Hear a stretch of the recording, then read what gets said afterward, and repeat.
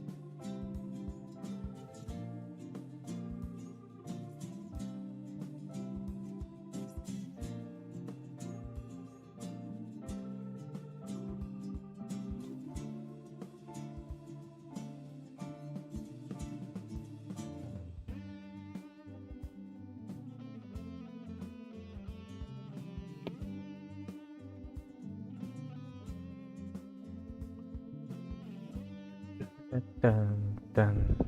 Mhm.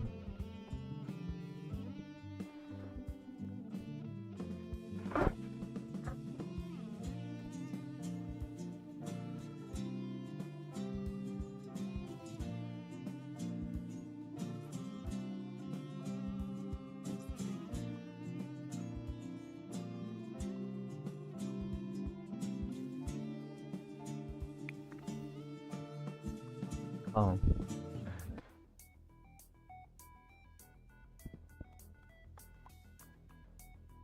let's stay here.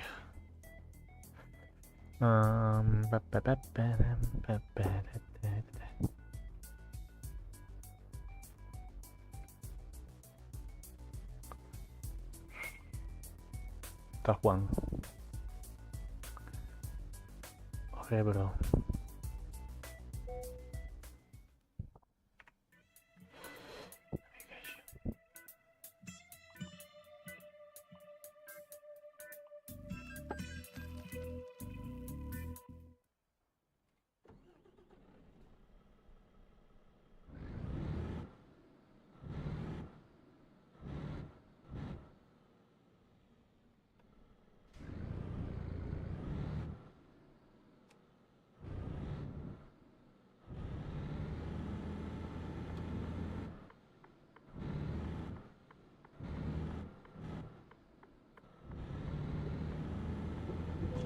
Shoot.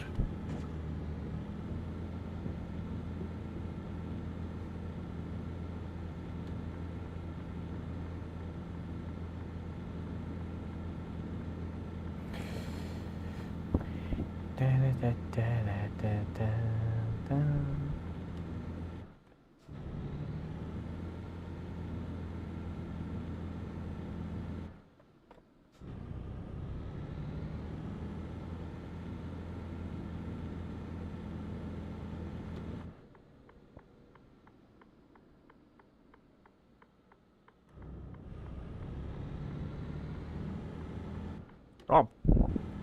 Ah.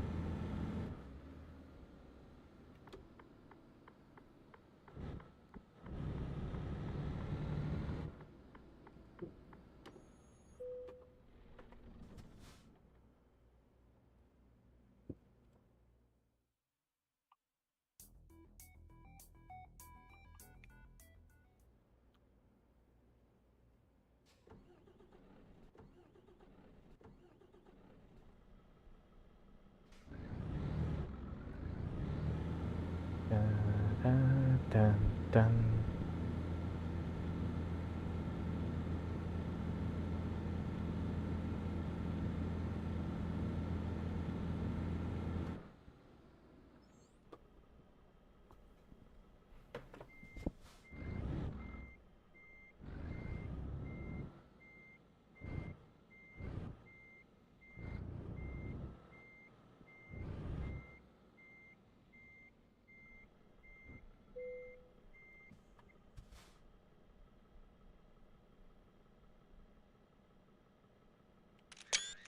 Shoot. Not this.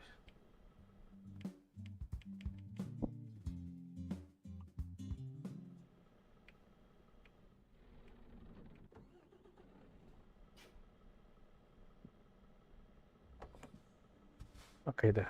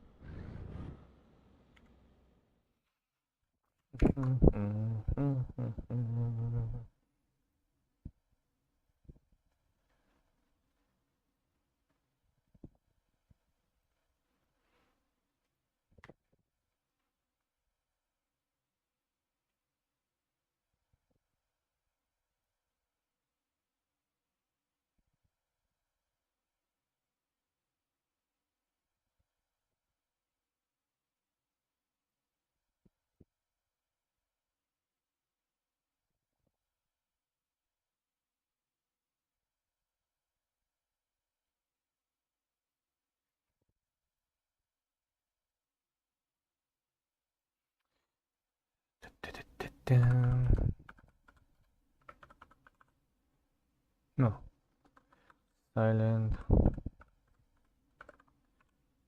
archives. Yeah.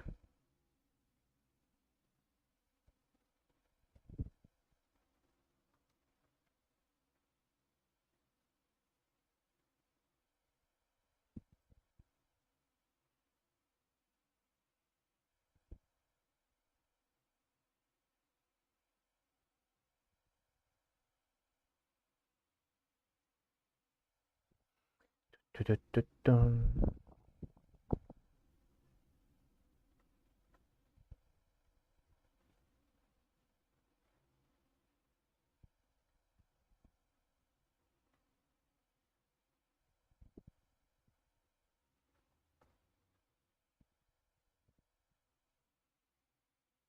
This person.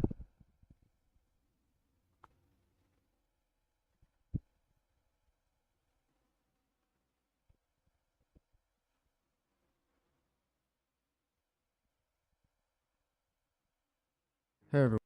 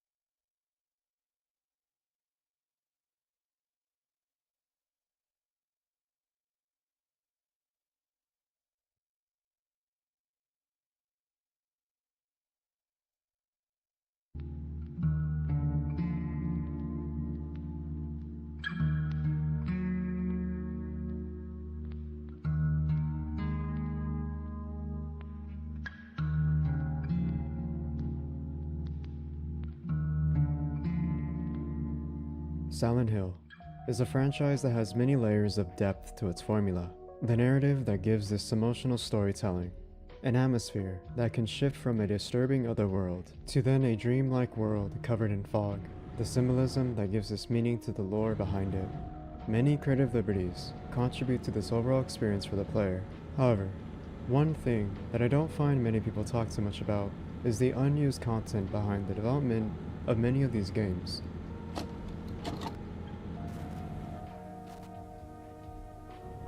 So, I figured I'd look over all the unused and cut content I could find through my research and findings in each game to speculate and talk about. Please sit back, relax, and enjoy the lost and cut content of Silent Hill.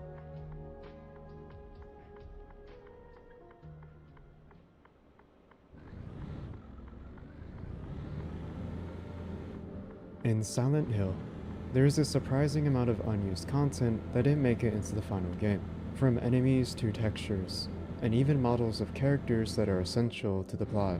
Uncovering the game files, there appear to be 7 monsters that are cut. While the explanation for the reason why these monsters never made it into the final game is unclear, we can, at the very least, speculate about them. The butterfly closely resembles the float stinger.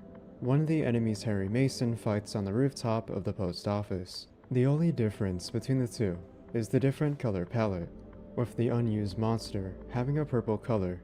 The chicken is self-explanatory. It looks very reminiscent of an, well, actual chicken, just without the feathers. It has revealing skin with a shriveled and skinny body, lax hands, and a belly that sticks out. L resembles a manta ray. The frog resembles a frog.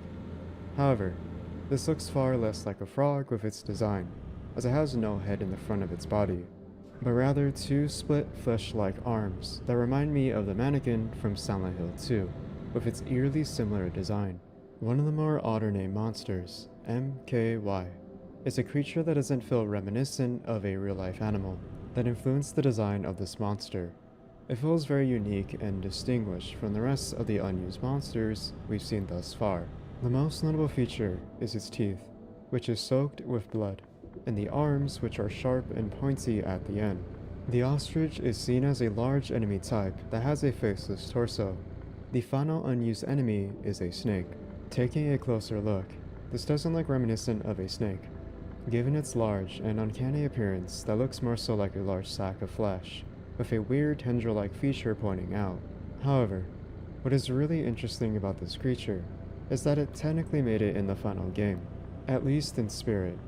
At some point in the game, Harry roams the streets at night in Silent Hill, where he can find a warning sign about snakes on the side of the street. As to why these enemies didn't make it into the game itself, I imagine it's due in part to their overall design, feeling too normal and not inhuman.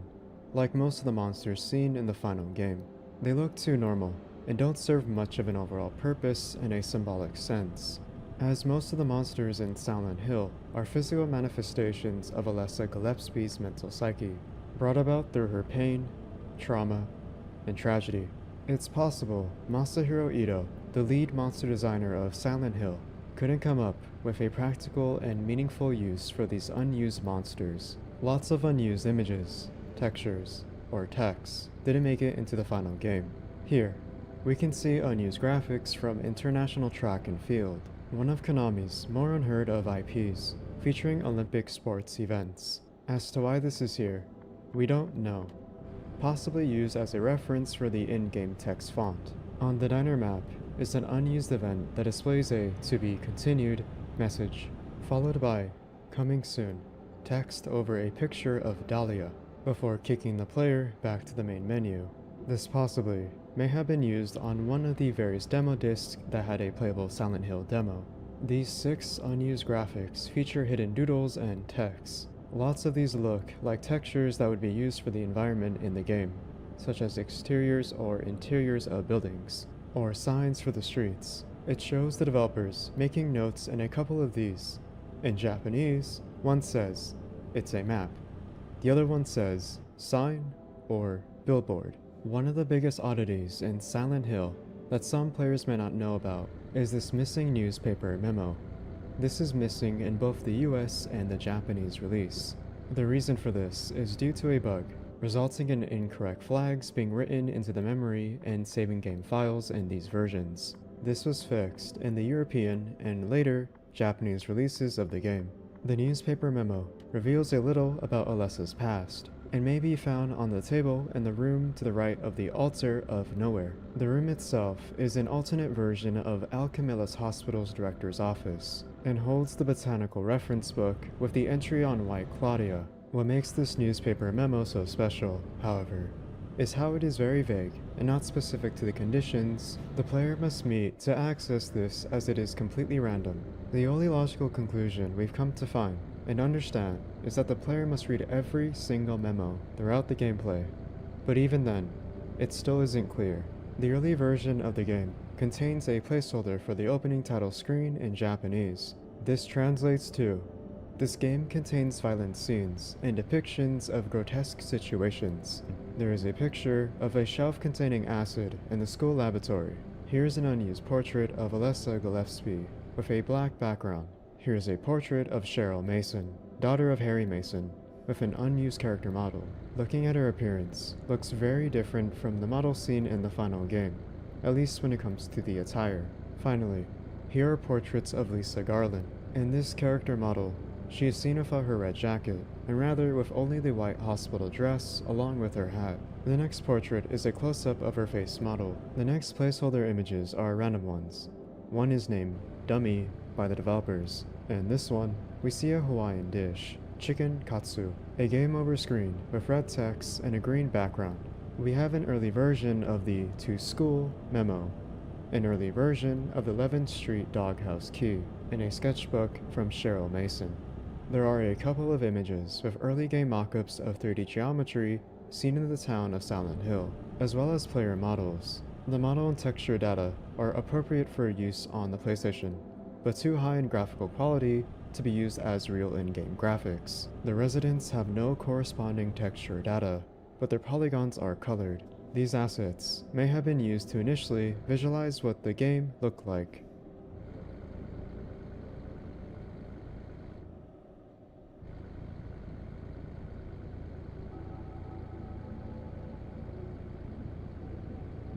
For being one of the most highly acclaimed and favorited title that is beloved by everyone who played it. There is surprisingly not much cut content I could find in Silent Hill 2.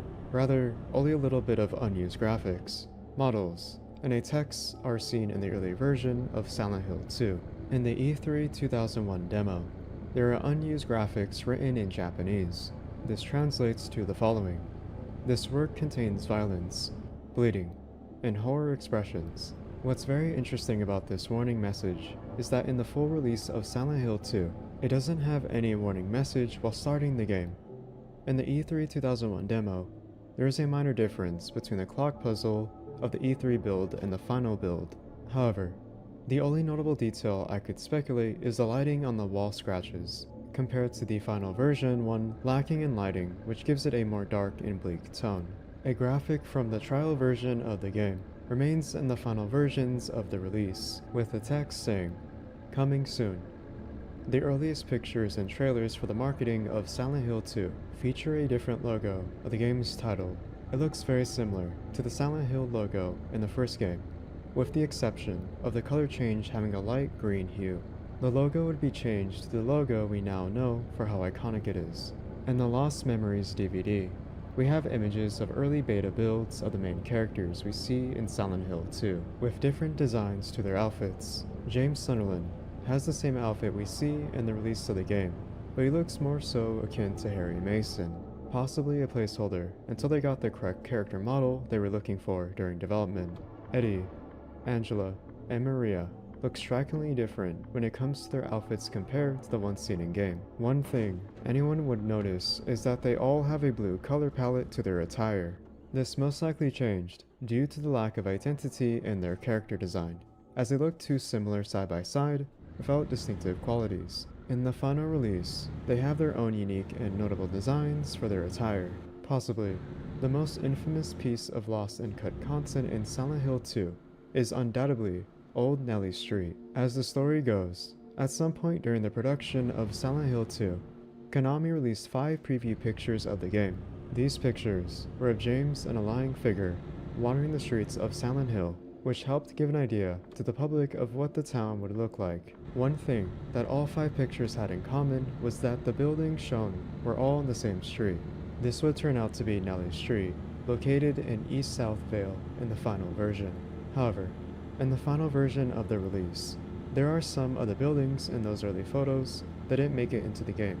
We can get a mock-up from a previous user on the website, Letter from Silent Haven, painting an idea of where these unused buildings could have been used in the town of Silent Hill with a map. The question on everyone's mind, I imagine, is what happened to the unused buildings on Old Nellie Street?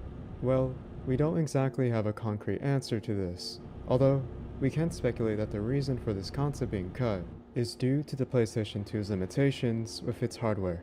The polygonal count may have been too high for the PlayStation 2, which would sacrifice memory usage for other aspects of the game. Producer Akihiro Imamura confirms this PS2 memory issue in an interview with IGN. I quote, "A point which we are less happy about is that the PlayStation 2 memory amount is low. The memory amount is too low to place high-quality character models and textures. We had to go through extra struggles to obtain these images."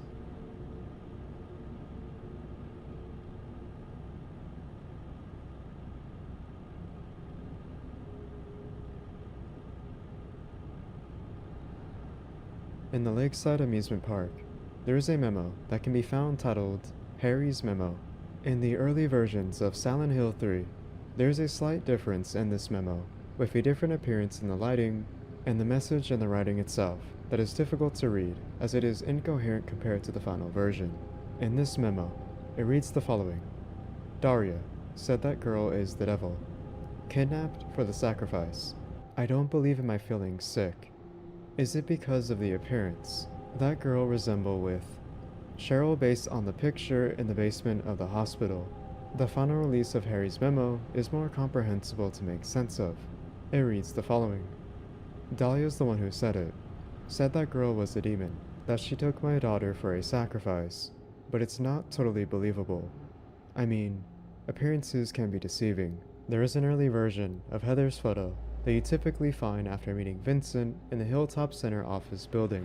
It's nothing too drastic in terms of differences compared to the ones seen in gameplay.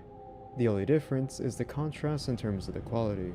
Speaking of Hilltop Center, there are both early versions of the elevator shaft that are missing a render of the jack required to open the elevator doors, whereas the final version has the jack seen holding the elevator doors open.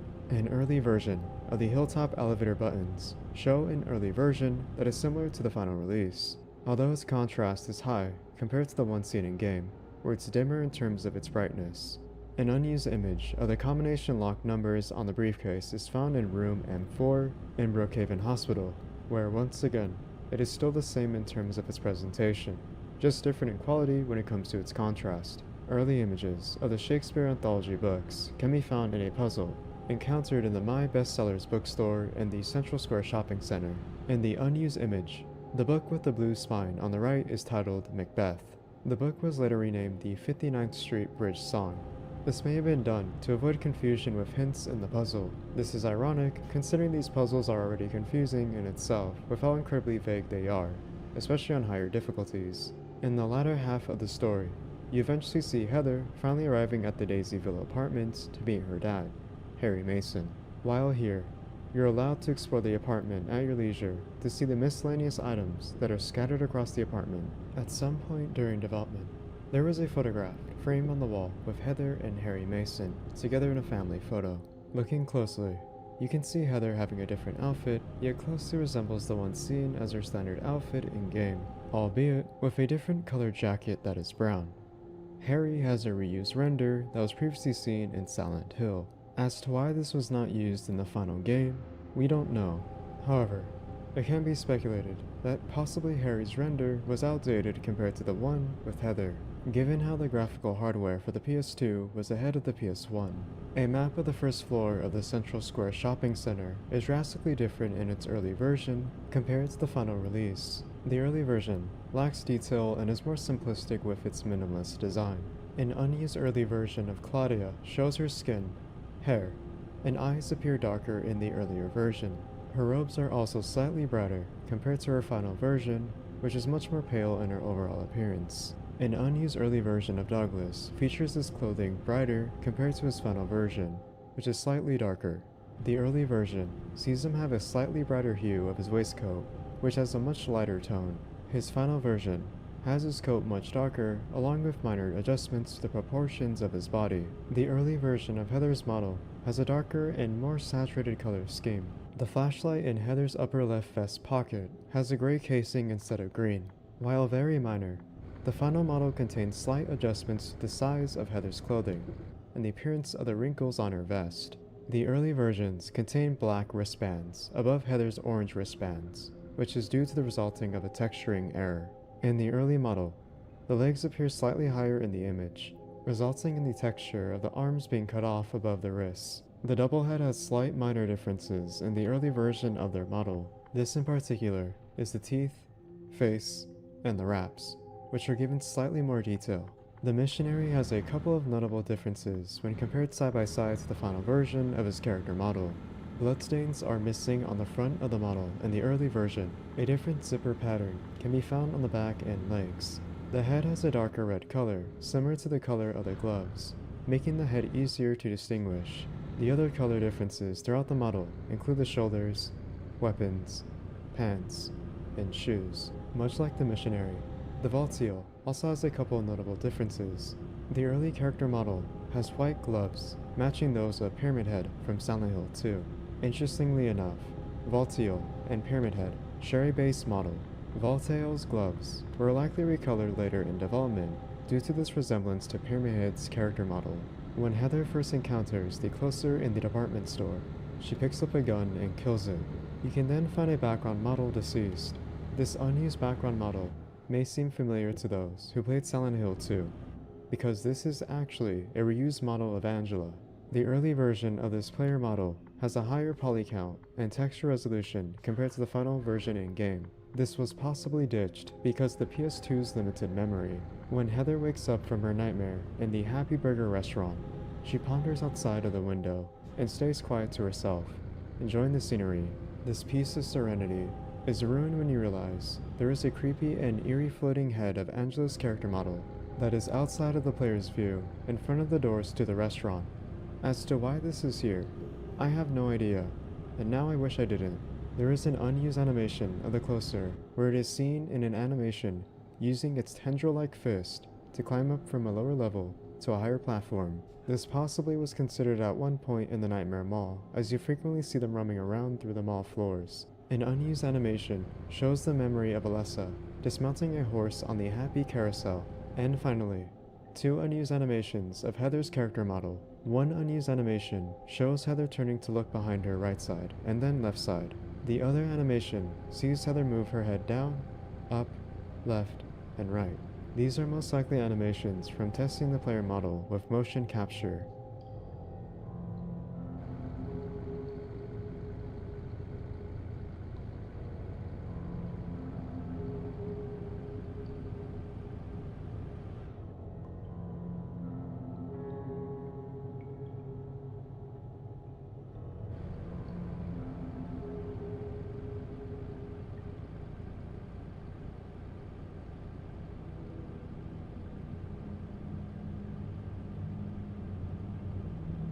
In Silent Hill 4, there are a few leftover items in the game that has no use in the final version.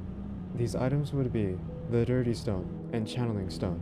Since they have art assets and a localized description implemented, they were likely cut late in development. If you hack them into your inventory, they cannot be used anywhere, as seen here in these images. These stones are not known as to what their intended purpose in the final game would have been. However, one could speculate that these could have been related to the UFO ending in the game, as the UFO ending was originally a feature in Silent Hill 4, much like the previous entries where they all had a UFO ending. Unfortunately, this would be later scrapped during development. Earlier Silent Hill games would require the player to hold on to the Channeling Stone to obtain the UFO ending. His face is much more unrefined and less realistic, appearing more serious and aggressive. His normal blue shirt has been replaced with a brown jacket and green undershirt. He is also wearing a belt with a yellow belt buckle. If you were to model swap the player model, it is possible to replace Henry's normal player model with this earlier version. For some odd reason, in the game files, there are two textures featuring these two anime characters from a visual novel titled Mahoken. These are never once displayed in game, so it's really up to anyone's guess as to why they are included here in the game files. On April 4th, 2019, a user that goes by the name Rodolfo Nunez uploaded a video of never before seen unused animations of Eileen during the segments where you watch her through a peephole as Henry.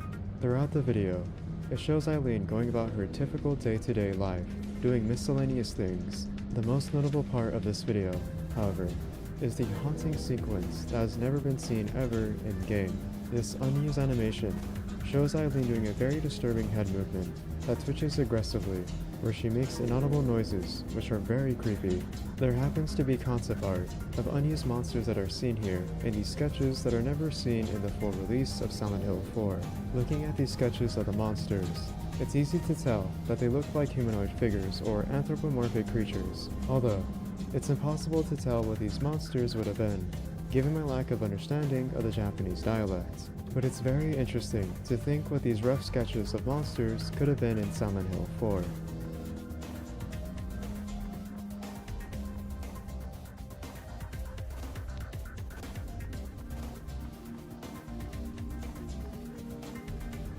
Silent Hill Origins is a tragedy in itself when you dig through the overall messy development for the developers in question, Climax Studios. Originally, Silent Hill Origins was supposed to be held in development by a Climax Studios branch in Los Angeles, California. At some point, Silent Hill Origins was supposed to be a remake of Silent Hill, exclusive to only the PSP. Admittedly, the developers would be honest and not know what they are doing, and would feel it would be ill-advised to proceed with remaking the first game, especially with how much work they realized it would take from the ground up. So they decided to make something new. This led to Silent Hill Origins, a prequel to Silent Hill. The original development is drastically different compared to what we got with the final release we see nowadays. Luckily for us, there have been over 20 minutes of a leaked prototype build of Silent Hill Origins that allows the player to play the early prototype version of the game. A YouTuber, The Kempy, got a hold of a build of this version of Silent Hill Origins that shows a completely different gameplay style than the final release. For starters, this featured a departure from the dynamic third-person view to rather a focus on the Resident Evil 4 style camera angle and an emphasis on action-oriented combat scene gameplay, as opposed to the previous installments in the series. In the early prototype, Travis had 6 weapons, divided equally between melee weapons and firearms. Additional changes include a laser sight for his pistol and an option for the player to barricade areas. At the time of this early prototype, the game was expected to be released in late 2006. However, this early version of Silent Hill Origins would fall through as issues with the game's engine and confusion with the direction of the game led to Climax shutting down their Los Angeles studio and transfer the game's team to the Climax Studio branch in Portsmouth, United Kingdom. There would of course be lost and cut content along the way.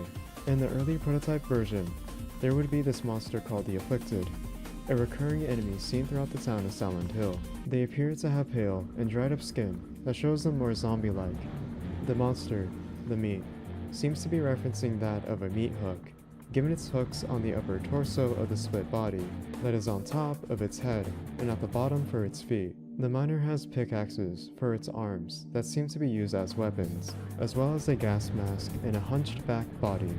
The piercer has sharp blades that are massive in size, as well as sharp pointy tendrils.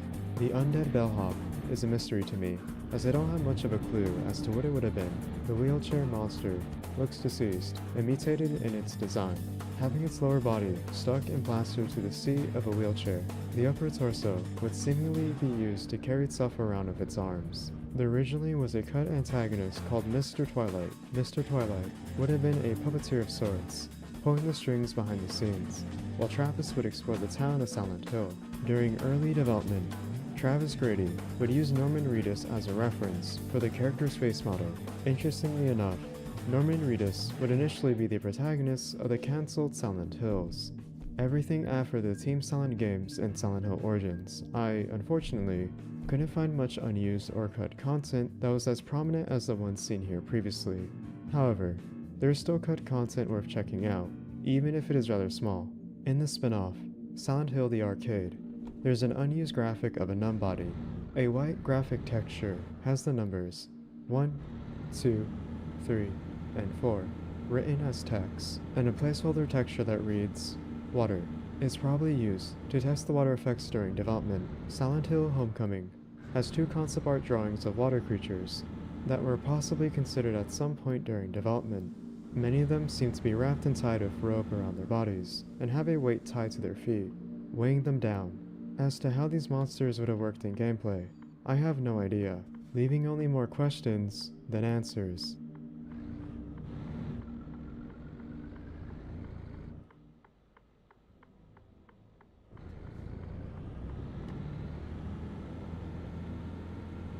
And that's about it, everyone. That is all the lost and cut content I could find on the Silent Hill series. This has been quite a journey with this research of mine, uncovering such fascinating discoveries that I never would have imagined coming to find in each of these Silent Hill games, with its unused and cut content. It's interesting to see the early development of a game that gives this sort of behind the scenes look of what you aren't supposed to see. But given what we discovered over the years, it's content worth archiving for years to follow. Although, there is a bit of melancholiness, as it only makes you think of what it could have been. Anyway, this has been me. Thank you for watching. Please have a great day. Stay safe. And goodbye.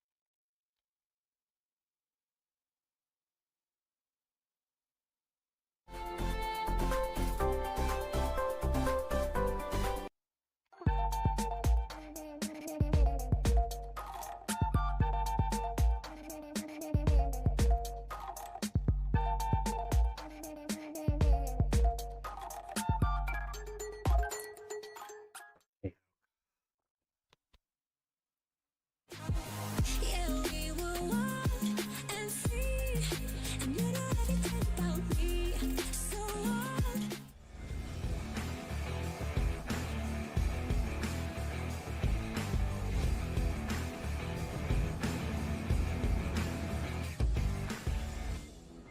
Good afternoon, guys. Welcome back to my channel and welcome back to a new video. I hope that you all feel good. We are finally back into routines after the holidays. and it has been quite cold the last couple of days. It has been minus 34 to minus 35, so it has been really cold. Today is only minus 15, so it's a lot better today. But I have gotten a heads up that the truck may or may not start because we haven't had it started since the cold spell. And we have some problems with the heater. It doesn't want to start when it's this cold. So we'll see how that goes. And today we're just going to move one small machine. And the daylight isn't really in our favor. It only light a couple of hours, so we have to do this pretty quick. So we are going to head outside and see if the truck starts and cross your fingers. And it's quite cold outside, like you can see here. It's all ice.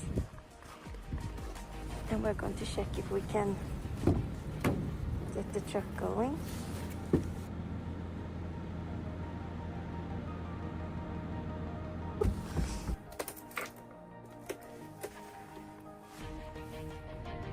Maybe there's hope.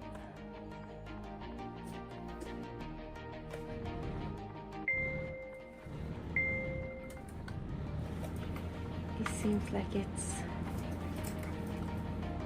completely out of battery. Let's try one more time.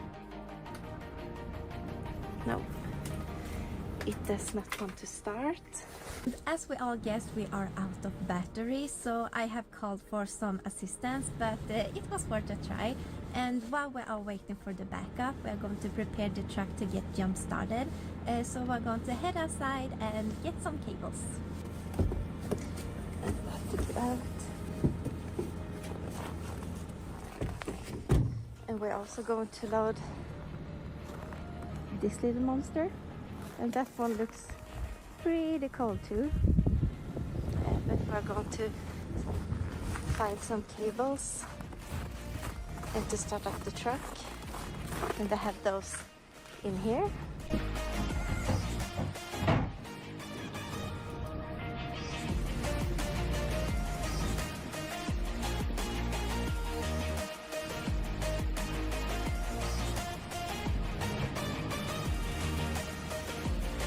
And now when we have the cables, we are going to the other side.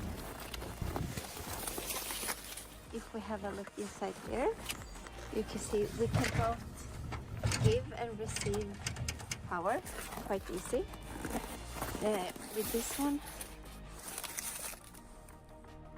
and then you just attach these to the battery.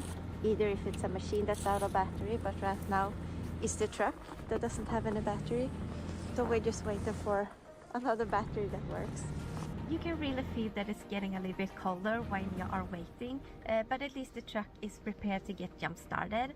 And I find it quite interesting because this truck is only about 2 years old, and we have already changed the original battery the first year, Búsqueda. and then last year we changed to the battery that we have now. But it seems like these batteries can't really stand the temperatures or the cold that we have up here, so we really have to check that through. No ratito. It looks like our car is coming, so now we're going to go out and jumpstart the truck. The Scania car is here.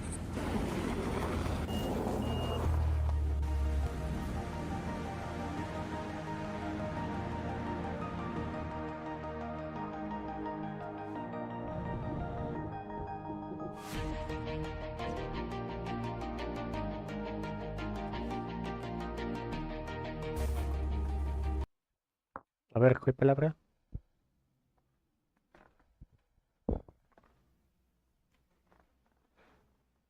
¿Dónde?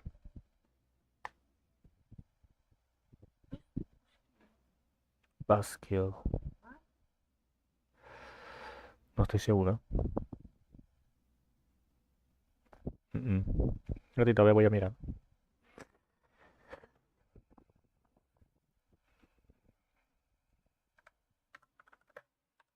Buzzkill.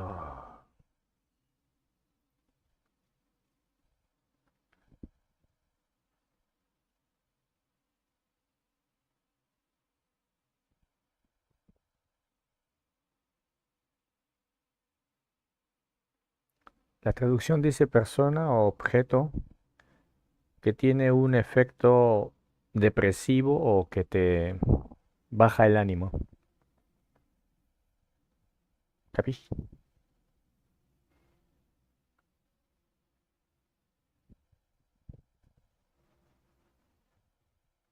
Algo que te desanima más prácticamente.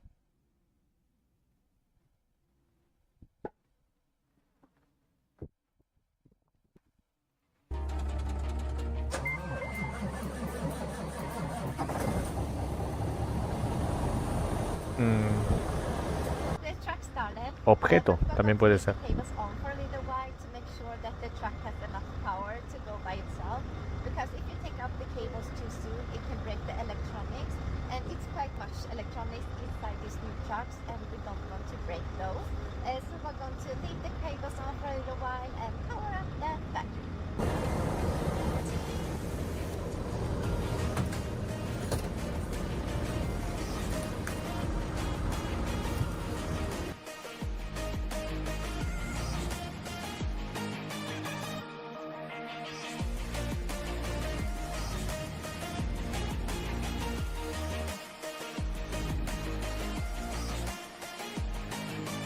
Cabin is warm. The windows are still a little bit frozen, but we have this one. This is a front window heater. Then I'm going to move a little bit to make sure that all of the axles are running before we can start to load the machine that is over there.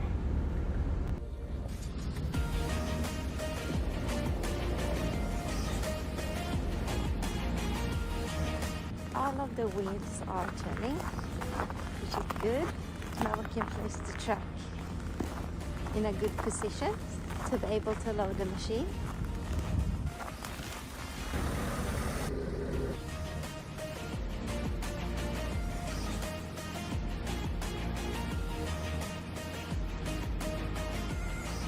The truck is in place, so now we're going to try and see if our machine is starting.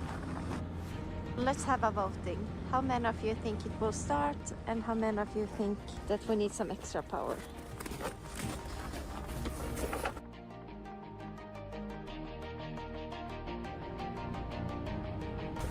Taking the key.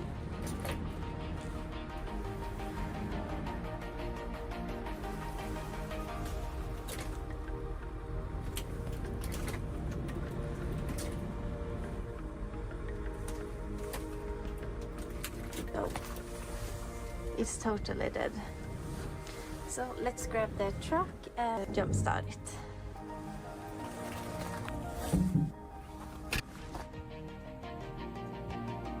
We are going to leave the trailer here. It's so much easier to take just the truck towards the machine to jumpstart it, and also the trailer is prepared to get loaded. So we just start up the machine, load the machine on top of the trailer, attach the truck again, and then we are good to go. Simple as that.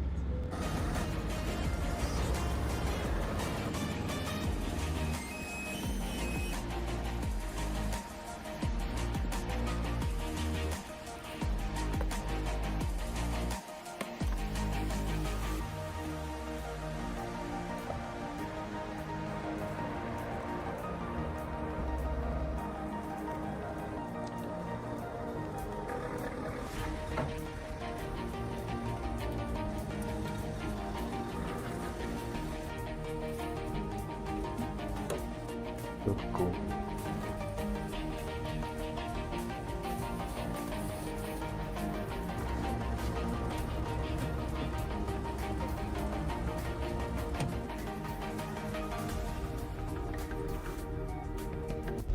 Now we have connected the truck to the machine, and we see if it works.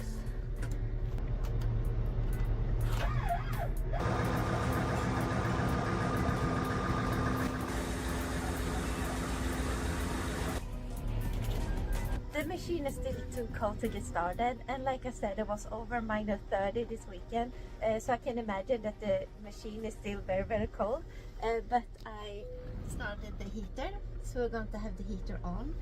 We are still attached to the truck to be able to get enough power to at least have the heater on, so we're going to wait for a little while, and then we're going to try to start it again. Now our our machine has received some extra power and also the heater has been on. Me myself, I have been inside the truck, getting some warmth and also some energy, but I think it's time for us to get outside and see if our machine is starting. Now we have the moment of truth.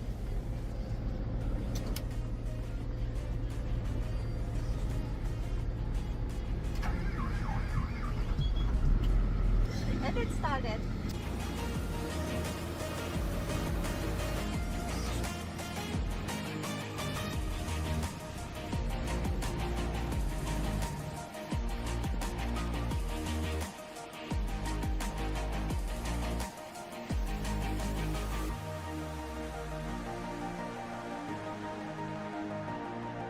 We've just moved the truck over there, and I actually think this machine is pretty cool. In the front it looks like a wheel loader, and in the back is more of an excavator, and inside, so here on the inside you can actually turn the seat if you're going to drive the excavator part, and you sit here when you're going to drive the loader part. So I think it's actually quite cool. There are quite a lot of buttons everywhere. I'm not sure which one to turn when you're going to move the seat. I forgot which one it was. Here. You see this is on. There. Now we're in the right place. So now we're going to start.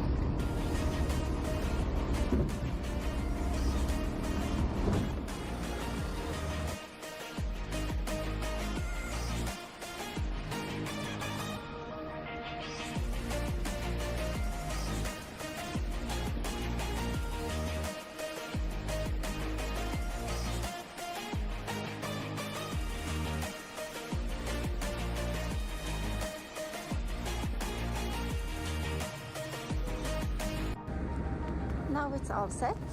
We're just gonna find some good place where we can place the chains, and then we can start rolling.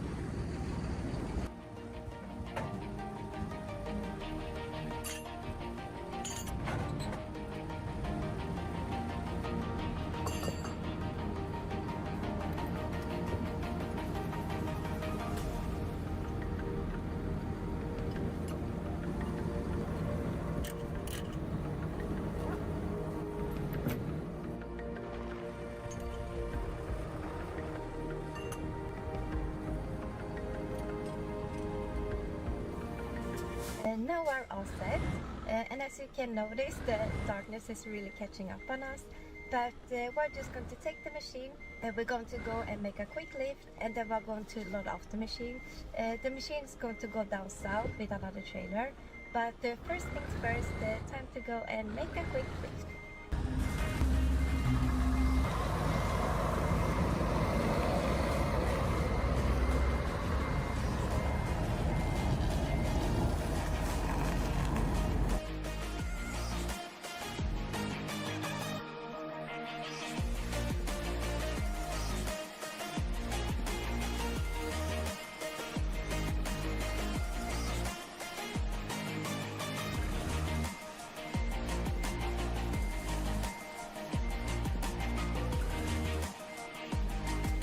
And we're here, so we're just going to unattach the chains and unload the machine.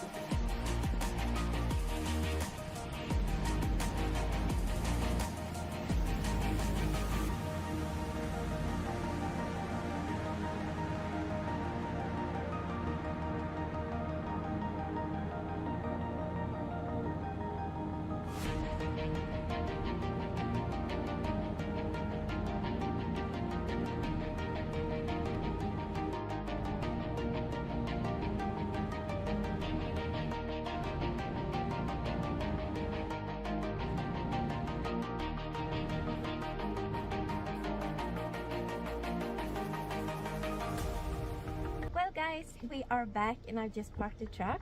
The machine that was on this trailer is going down south with another trailer. We have made the lifting, the machine is off. The only thing we have to do now is to go over the batteries into this truck because they are not good enough. I hope that you guys enjoyed it. Don't forget to like, don't forget to subscribe, and I will see you in the next video. Bye!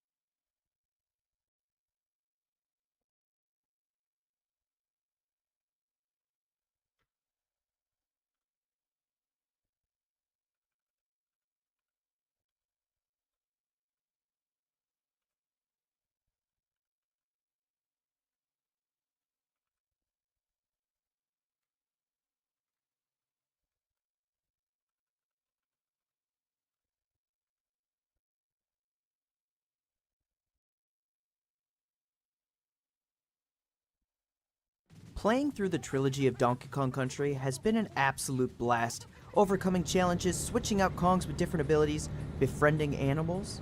So much has been going on, and of course so many things to think about and ponder. I find myself just enamored with different elements and the subtle details Rare put into these games.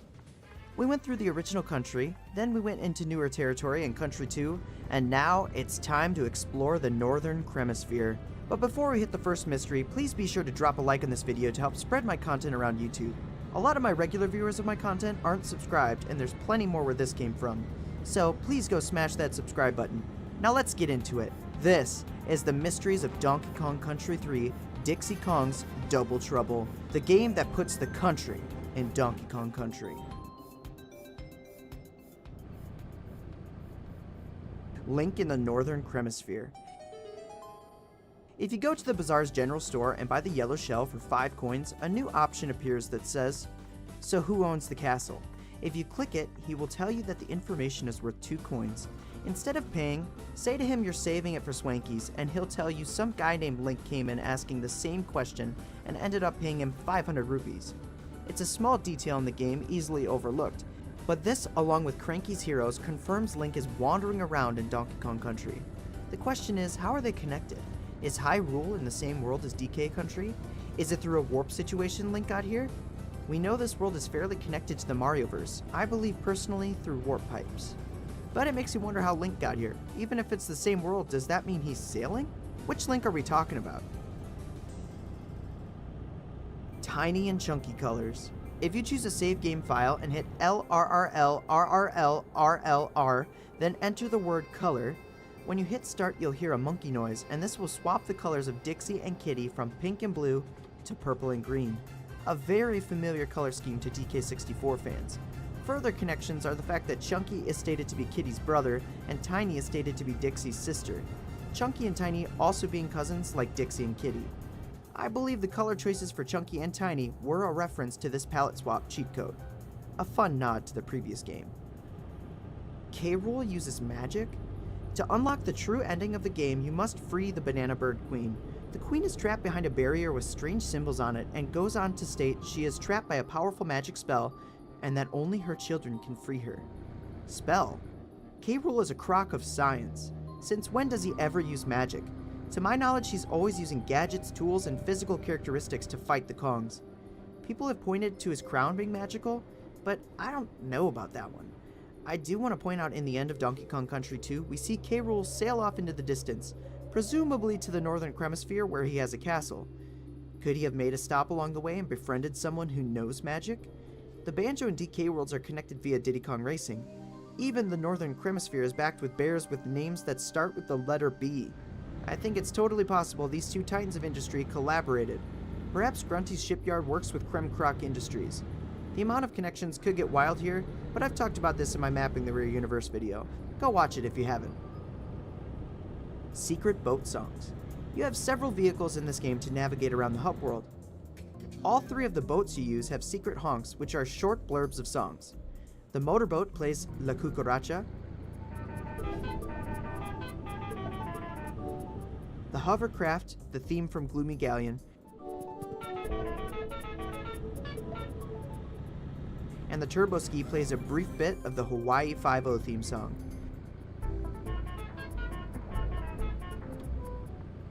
Just a really fun small detail you guys should go try for yourself. Press and hold the X button and then tap the L and R buttons at the same time to trigger this. K. Rool is married? Yeah, you heard that right. When fighting him at the end of the game, he's a bit worried his wife will be upset with him for using all her nice pots and pans to create chaos, and we just trashed him. I can't be the only one curious as to what the Kremling who captured this king's heart looks like, but did you know we actually can see what she looks like?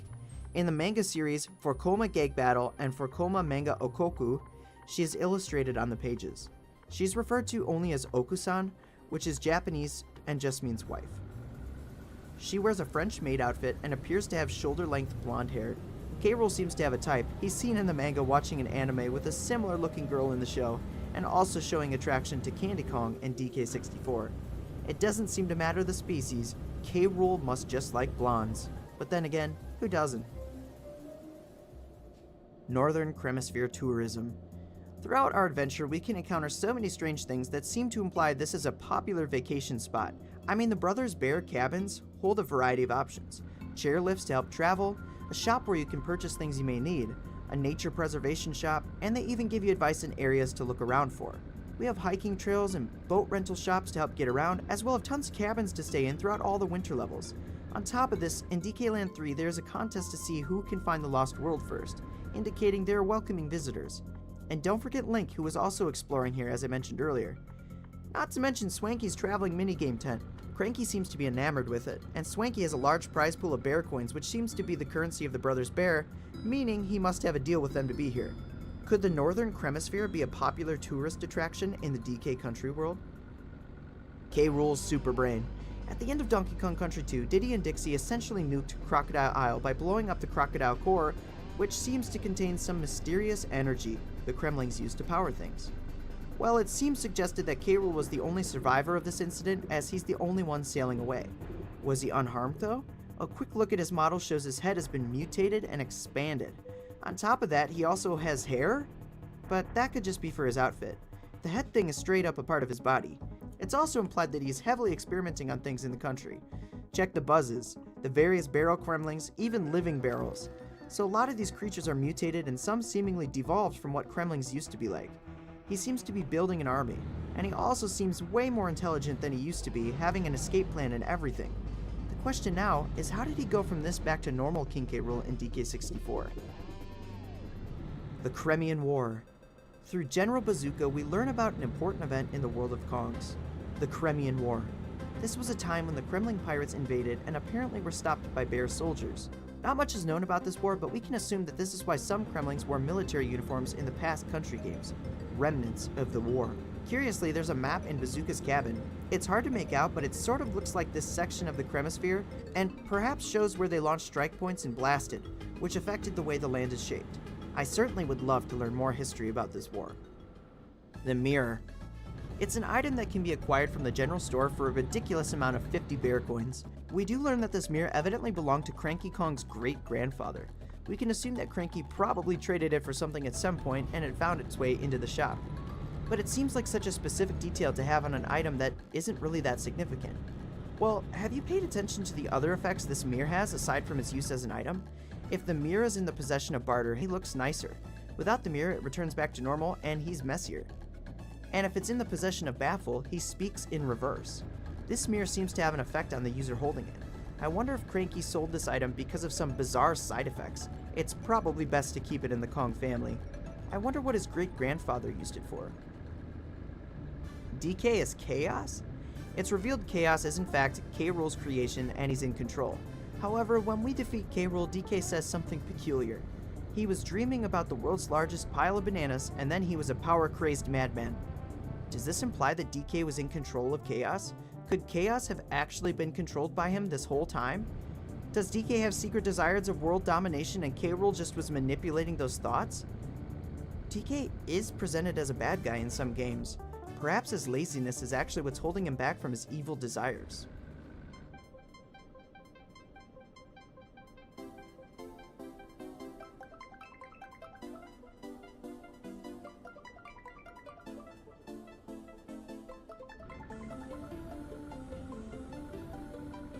Well, that's all I have for you. Please drop a like in this video to help spread my content and be sure to subscribe so you don't miss a future upload. Until next time, have a good one.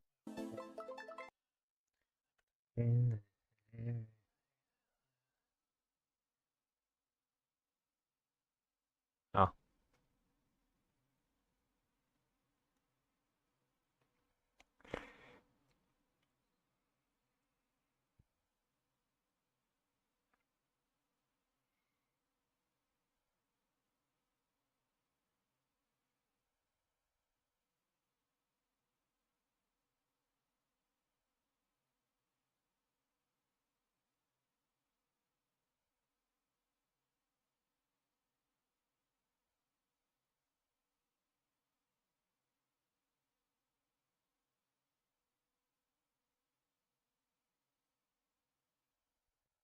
Nintendo's first go-around into the realm of 3D needed to start with a bang. So what did they do? They released probably one of the most influential games of all time, Super Mario 64. It was a colorful and vibrant game filled with tons of charm and, of course, packed with mysteries. Now, being one of the most influential and popular games of all time, it's been covered and analyzed on the internet probably more so than any other game. So I needed to dig deep. I needed to reacquire my childhood experience nostalgia glasses and ask the questions I had that no one else talks about. I need to point out the things that are overlooked or never mentioned. I'm Jiggy Lookback, and this is the mysteries of Super Mario 64. Here we go! The Boo in the Hall. Just below the lobby of Peach's Castle, there's a mysterious Boo that stares at you in the hallway. If you approach this Boo, it flees to outside. Clearly this is to lead you out there and to show you all the Boos and find Big Boo's haunt. probably one of the best levels in Mario 64 in my opinion. But what's the deal with this Boo? You can beat him to the door, but you can't defeat him. Any other Boo you can just jump on and ground pound away, but this Boo is seemingly invulnerable and unstoppable. I actually think this may be the Big Boo who waits for you in the balcony in Big Boo's haunt. He flies to the courtyard and into the level and waits for you. It always ticked me off though I could never beat him in the hallway, but in the level, now that I can do. But the question remains, can you beat him in the hallway? Has anyone managed this? Crazy Crates. The Crazy Crates are boxes you can find in several levels such as Lethal Lava Land and Shifting Sand Land. What makes these boxes unique is you grab them and they bounce you super high 3 times, gaining altitude after every jump. Then after the 3rd jump, they explode and release coins. My question is, why do these bounce? Coins don't bounce like that. The Japanese name of these crates translates to grasshopper block, which, does that mean there are grasshoppers in it? I think the truth is these boxes are sentient. They're alive. They actually have faces on them, and on the DS version, the face is even more apparent. They're just trying to get away from you and end up exploding and bouncing from too high. They're a little self-destructive. So the next time you see a Crazy Crate, leave it alone. It never did anything to you. The other baby penguin. In Cool Cool Mountain, we are introduced to a mama penguin searching for her baby. This baby is at the start of the level, but conveniently placed above the mama is another baby penguin, who when we bring over to the mom, she says it's not hers, it looks nothing like her, and its mother must be worried sick. So whose baby is it? The only other penguin we see in Cool Cool Mountain is the one we race against, which it could be, but they're a very neglectful parent if that's the case. I think actually it may be the penguin in Snowman's Land, the only other penguin we see in the game. If you look at it, it's frantically pacing back and forth as if it's worried. I bet this is the lost penguin baby's mother. But I guess there's only one thing we can do for this baby. Power from the castle? When Mario collects a power star, his mission in a level is complete. However, when you get the 100 coin star, you not only exit the level, but you get a special message when you acquire it that says you've collected 100 coins. Mario gains more power from the castle. Okay, wait, what? We gain more power from the castle? You'd assume that's referring to the power we get to open doors and stuff, but none of the other stars say that. It's only the 100 coin star. This is something I always wondered as a kid. If you get all the 100 coin stars and you gain power each time, do you hit stronger? Do you jump slightly higher? Ground pound harder? Upon testing it from just a few stars to having almost all, there is no noticeable difference. It seems Mario kicks Goomba butt regardless. If this really doesn't do anything, why do we get a special message for it? 2 bridge coins. In Peach's courtyard, it always bothered me that underneath the main bridge to the castle there are 2 coins just sitting there. Like, why? What's the purpose of having them there? Later on, you can collect them by either draining the water and jumping strategically, or by using the wing cap. If you collect them, a 1-up generates in the middle. Are these coins purely just for exploration to make you look and think, why the heck are those there? I think they are. And also maybe a remnant of originally wanting to put 100 coins out there, but deciding against it. Probably because 120 stars is such a nice even number. The Mirror Room Pedestals. Everyone seems to talk about this room, and rightfully so. It's mysterious and unique in the game. But what no one seems to talk about are these pedestals. What the heck are they there for? What are these things? They look like they're meant to display something, but nothing's on them. What could these be? Were they initially power stars that got taken by Bowser? Nothing in the reflection seems to indicate a secret. They're simply there. I've tried hitting, running around, ground pounding, and nothing. I think these were meant to showcase some of the castle stars and reflect them in the mirror to make them look extra awesome. Helpful signs. Throughout the entire game, we see signs everywhere. They have helpful tips and advice for something particular in that area, and sometimes they just say something interesting. But my question is, who puts these signs everywhere? I'd like to say Toads, but honestly they're present in levels we don't even see Toads in. There's a sign in Thwomp's Fortress that seemingly is written by this piranha plant. They all seem to have the same handwriting too. Someone is going world to world and writing these signs. Perhaps an explorer?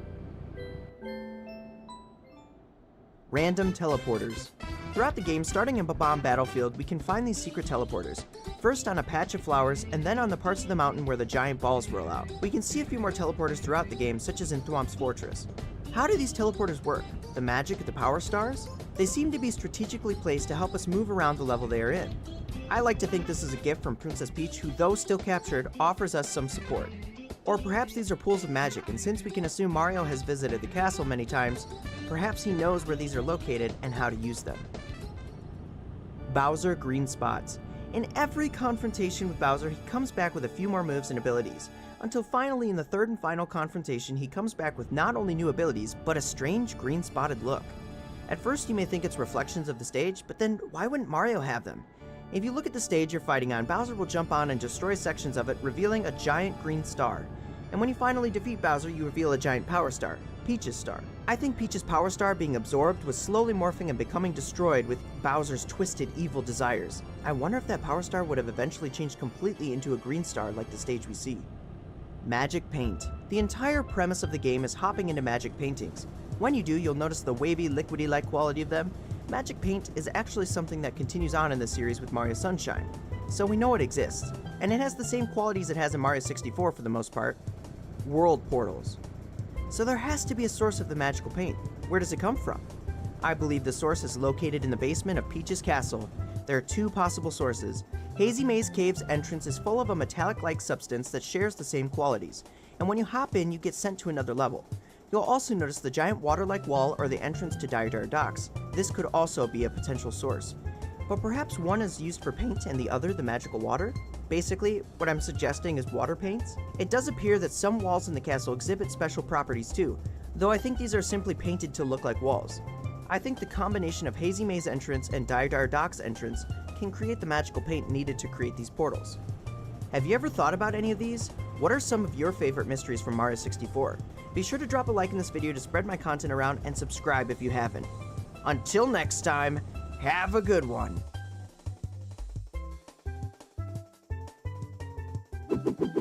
Jake, you look back!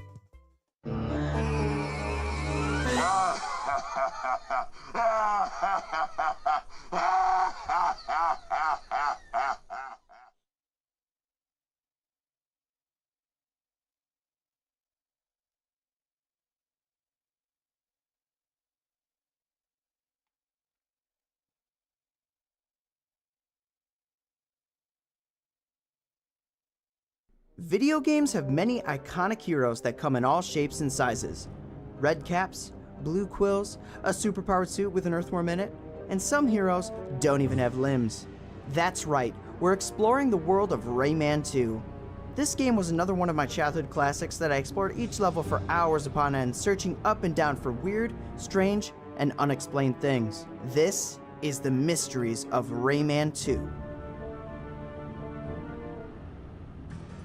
He's not throwing his fist? In every game before and after Rayman 2, his signature move is throwing his fist. In Rayman 2, he's granted the ability to shoot with his fists, which is an important distinction. Rayman is actually shooting little balls of energy as opposed to his actual fist as seen in other games. Why would this be different in Rayman 2? Do we get an explanation other than because of hardware limitations? Unfortunately, we don't directly, but there may be a reason we don't see this used again, and he's back to his normal fist in future games. I believe this is an ability he discovered between Rayman 1 and Rayman 2. In the beginning of 2, Rayman is completely drained of his powers and needs to be restored by silver lumps, which are crafted by Lee the Fairy. When the world's core is shattered into 1,000 lumps by the pirates, Rayman loses his abilities. This happens after a fight between Rayman and the pirates beforehand, where Rayman uses his abilities to the fullest. I think this shooting ability drains the power he has inside him. The reason he continues to use it in 2 is because he's collecting lumps left and right, fueling him as he goes. Once the core of the world is restored, he can siphon energy from it, but he decides to use this ability sparingly after to avoid this situation again and goes back to his bare fists. Zombie chickens. Some may not have known, but yeah, those ghostly figures that hop out on the ground at you are called zombie chickens. You'd think they were always around to assist Jano, who is the guardian of the Cave of Bad Dreams, but nope, these creatures are a result of the pirate invasion. They come from some hens somewhere laying dead eggs out of terror from the events the pirates caused. It's interesting they call them zombies, but they have ghost-like qualities. I guess it makes sense because you actually can hit them and they fall apart, indicating they are physical. So why did they attack us? I think the reason these things attack you is because the levels in which they reside, you are a foreign invader. They don't recognize you as part of that particular ecosystem, so they lunge with an attack in defense of their home. Rayman Death Teleportation? When Rayman dies, his body does something really interesting. Whether it be by losing a battle with a pirate or falling into lava or acid, Rayman's body converts into energy and teleports him back to a safe spot on land. This ability must be some sort of fail-safe on him to keep him alive. This is why when the pirates beat him, they don't try to eliminate him, and they capture it and imprison him so he can't escape. Then the argument is, well, why doesn't Rayman just end himself with the laser fence of the cell he's locked in? I believe that's because the teleportation is limited in its length, specifically to green lums as a sort of lock-on. We only ever see it take you back slightly within the same level, which is why in the end his foot isn't with the rest of his body after he defeated the pirates. It got sent flying so far, he had to go search for it before it reattached. This certainly is a useful ability though. The General. We see a familiar face in Rayman 2, one previously seen in Tonic Trouble. The General is the one who sells Razorbeard the Grolgoth, the giant robot at the end of the game you have to fight. In Tonic Trouble, he led the planning initiative to recover the tonic and save the world. Interesting, he goes from saving the world to selling a powerful robot to an evil intergalactic pirate crew, actively destroying and enslaving worlds. There's something off about this General. Is there actually a treasure? When entering the Cave of Bad Dreams, we are told there's a treasure at the end, and if we beat Jano to it, we can keep it. So we do it, and we're given a choice. Either we can take the treasure or not. If we do, Rayman is fat and happy and lives on an island for the rest of his days, and it ends the game. If we don't take it, we're told we made the right decision and get the Elixir of Life. But was the treasure even real to begin with? We're seemingly hypnotized before we enter the cave. It seems maybe this is either all in our heads or spiritual. This all seems like a trick to me, or a test. Do others get power from lums? Rayman gets his power from lums, the silver ones being the most prominent, but even basic lums like red ones heal his injuries, while green ones offer checkpoints for him to warp to. Lee seems to be able to channel energy and create the silver lums, though there is no indication it gives her new abilities like Rayman. Razorbeard straight up eats a lum, but doesn't seem to change at all. Globox stores multiple silver lums in his belly for Rayman, but doesn't seem to get any new abilities. Clark needs the Elixir of Life to recover from eating something bad, seemingly meaning the red lums don't work on him. Or at least in that instance. I believe Rayman is in fact the only one who can receive power from the lums. If you look at his torso, he has this O symbol, which shows up at several points in the game, especially related to Polycus, who is the creator spirit of the world.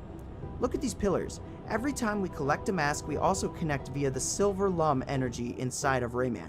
I think the ability to use this energy is in fact specific to Rayman. Lava-proof plums? Everyone knows what lava is. Molten rock that flows from inside the planet. Its temperature ranges from 1300 to 2200 degrees Fahrenheit. But do you know about these plums? At first glance you think they're basic fruit, but not only do these plum trees thrive in the harshest environment, but the plums themselves can be used to cross lava. How is this possible? It does seem there's a limit though, as the hotter yellow lava will disintegrate them. The magic of the world must be infused into the trees of these plums, causing them to have special magical vitality. They seem to be the only fruit trees, or at least the most common, in the Glade of Dreams. Why do some lums have faces? Out of all the lums you collect, there are a handful of them that are slightly larger and have faces. The basic collectible lums don't have faces, but do have wings and basically sit in place waiting to be collected. The bigger lums with faces seem to be several lums bunched together, specifically 5. Also, the purple lums that are larger have faces. I believe it's purely based on size, as some promotional art shows that they indeed have faces, they're just small. But then the question is, these giant lums, are they just the same amount of energy of 5 lums? Or are they 5 lums smushed together, creating a new lum entirely? Fusion! Ha! Is Clark invulnerable? Clark is Rayman's strongest ally. He is stated to be an entire army himself and can wipe out loads of pirates with one blow. His only true weakness, according to the manual, is his somewhat sensitive stomach. In the heat of battle, he munches on a rusty robot that makes him sick. He's so powerful though that the enemy actually attempts to control him with this cybernetic implant and use him against Rayman. And we're proven to be completely useless against Clark physically. None of our attacks do anything. In the knowledge of the world, it said Polycus created Clark early on as one of the first creatures, stating his incredible strength proved useful in carving out the landscape, to fold hills into the monotonous plains, and to deviate the 2 impetuous rivers. This guy is literally made to craft hills and carve landscape. Man, I'm not gonna mess with him. Why does Razorbeard want to enslave planets? I mean, his whole thing is enslaving the planet's population and destroying their home planet. But why? He's a robot. His crew are robots. Just make more. Are they alive underneath their armor? It appears all of them are machines. Maybe he's using the people to build his army? But as seen in the beginning cutscene and throughout the rest of the game, they're all caged. I think he just has a power complex and wants to be recognized as someone important. Have you ever thought about any of these? What other mysteries do you have about Rayman 2? Let me know in the comments below. Be sure to like this video and shoot your fist at that subscribe button if you haven't. Until next time, Calibru Stew!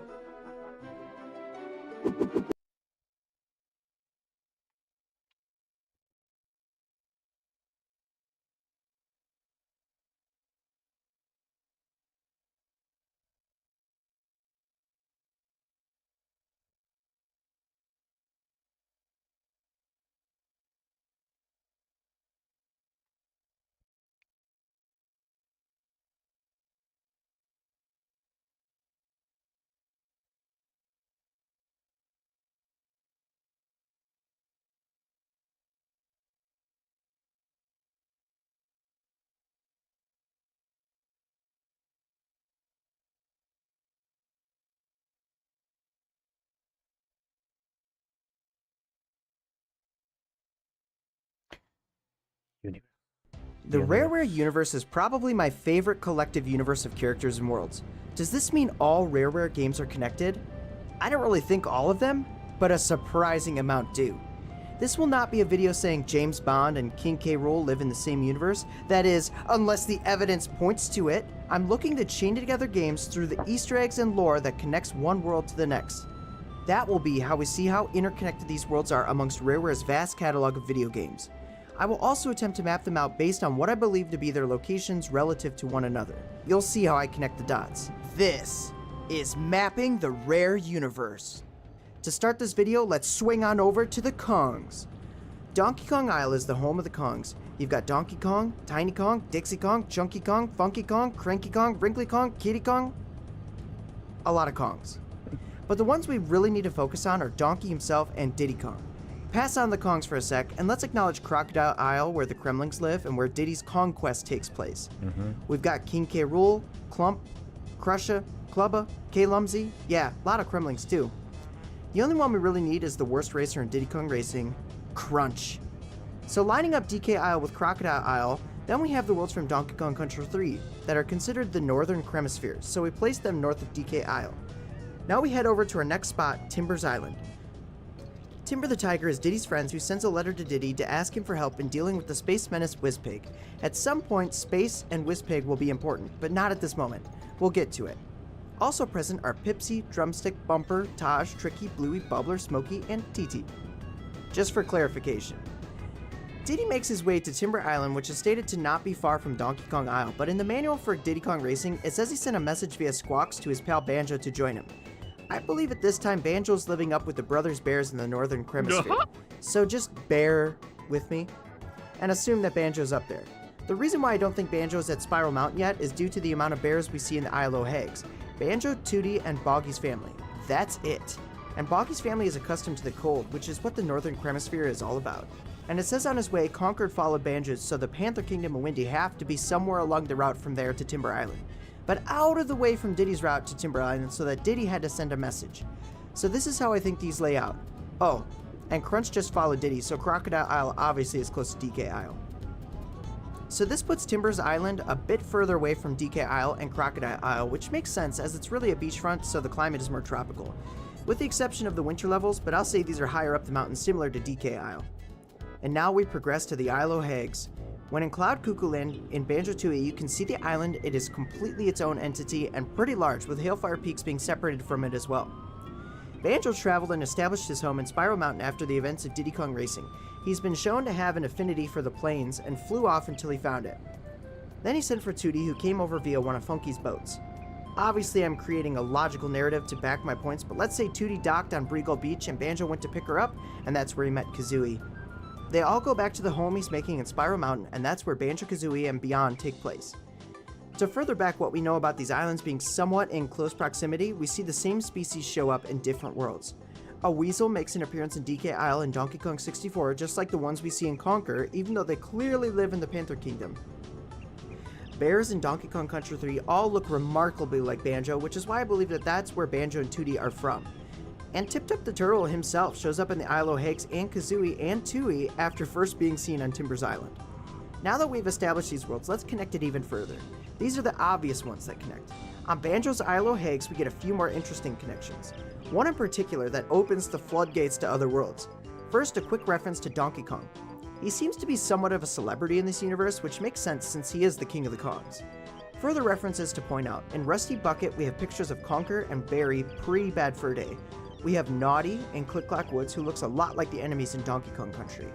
We also have a few Perfect Dark references spotted. Besides the logo when encountering the aliens in Atlantis, Kazooie asks if their name is Elvis, like the alien in Perfect Dark. So that's somewhere out there in the cosmos, but I believe Perfect Dark takes place in the future. It's stated to take place in 2023, which later I think this can be further confirmed, so stay with me. Bottle's children and Banjo-Tooie have posters for Juno and Vela in their rooms, confirming the connection to Jet Force Gemini, opening up the rare universe to further intergalactic travel. We'll come back to this, but I wanted to say it's Mr. Pants, the quirky puzzle game on the Game Boy Advance, is also connected to these games. Boggy can be found watching It's Mr. Pants on his TV in Hellfire Peak's Icy Side, so put the Stick People in Mr. Pants World somewhere out there as well. There's also a constellation in Tooie found in Witchy World. I'm thinking that maybe this is another planet out there, which is what the constellation is hinting at. We also get a connection to another rare title, Saberman, in Hailfire Peaks, which wouldn't be a huge deal as he explores jungles with rhinos and things. He could be in the DK Isle, but where this gets interesting is the antagonist of Saberman is Saber Wolf, who coincidentally shares the same name with another blue wolf from Killer Instinct, also by Rare. Whether this is just a reference or not, the resemblance is too similar, so I like to believe that this connects Killer Instinct to the rest of the games. Since Killer Instinct states it takes place in the Earth, but in the distant future, we can assume that first of all, yes, the Rare universe takes place on Earth. I hear you ask, where are all the people? These are all animals. Well, sort of. There are a few humans, but it's definitely an interesting humanoid animal-filled world. So far I'm counting 3 different timelines.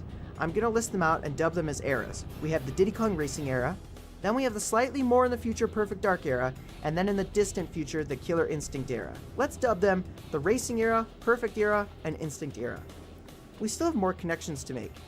We started getting into space with Jet Force Gemini. Mr. Pants again is referenced and can be seen, just for fun to point out. As we know, other planets exist. We know Wizpig came from space and hops planet to planet. Aside from Wizpig, there's another space traveler in Diddy Kong Racing, Tricky the Triceratops. This is not the same Tricky that appears in Star Fox Adventures, mind you, however. Another interesting point is Tricky's tribe is referred to as the Earthwalker tribe. But they don't live on Earth. They live on Dinosaur Planet, which is another planet out there in the cosmos. And I should add, this means Star Fox Adventures is confirmed to take place in the Rare universe. Perhaps Pigma Dengar and Wizpig are related, or at least the same species. Even though Wizpig is giant, Star Fox demonstrates that characters can be related and their size is completely different, with Andros and his nephew Andrew. Back to the planet. Let's go back to Tooie one more time. In Jolly Roger's Lagoon, we get Captain Blackeye, originally part of the scrapped game Dream. Blackeye introduces us to the pirate side of things. Also, Captain Blubber, but I'm setting him aside to focus on Blackeye. The Rareverse open seas exist in a similar timeline to Diddy Kong Racing. A lot of the humans are exploring the seas. Some may think it takes place in the future due to the cave-like drawings of Banjo and Kazooie, but I believe this takes place before Perfect Dark due to the technology. Perhaps the Rocknut tribe traveled around and did them. Plus a reference in Sea of Thieves to Jolly Roger's Lagoon, you can see Treasure Trove Cove in the opening, and Blackeye is referenced as the boss of a crew in the Golden Sands Outpost, so Sea of Thieves happens in Blackeye's lifetime. Sea of Thieves directly connects to another game in an unusual way. Captain Bones shows up in the recent Battletoads game, thus confirming their connection. Just know that they're out there somewhere in space as well. Now we need to go back and revisit an old friend, back to Donkey Kong. Now there are a million rabbit holes we can go down here. I'm not including Smash Bros, Mario Party, or any other sports games. I will include other Donkey Kong games though, which will confirm that Mario and DK are connected.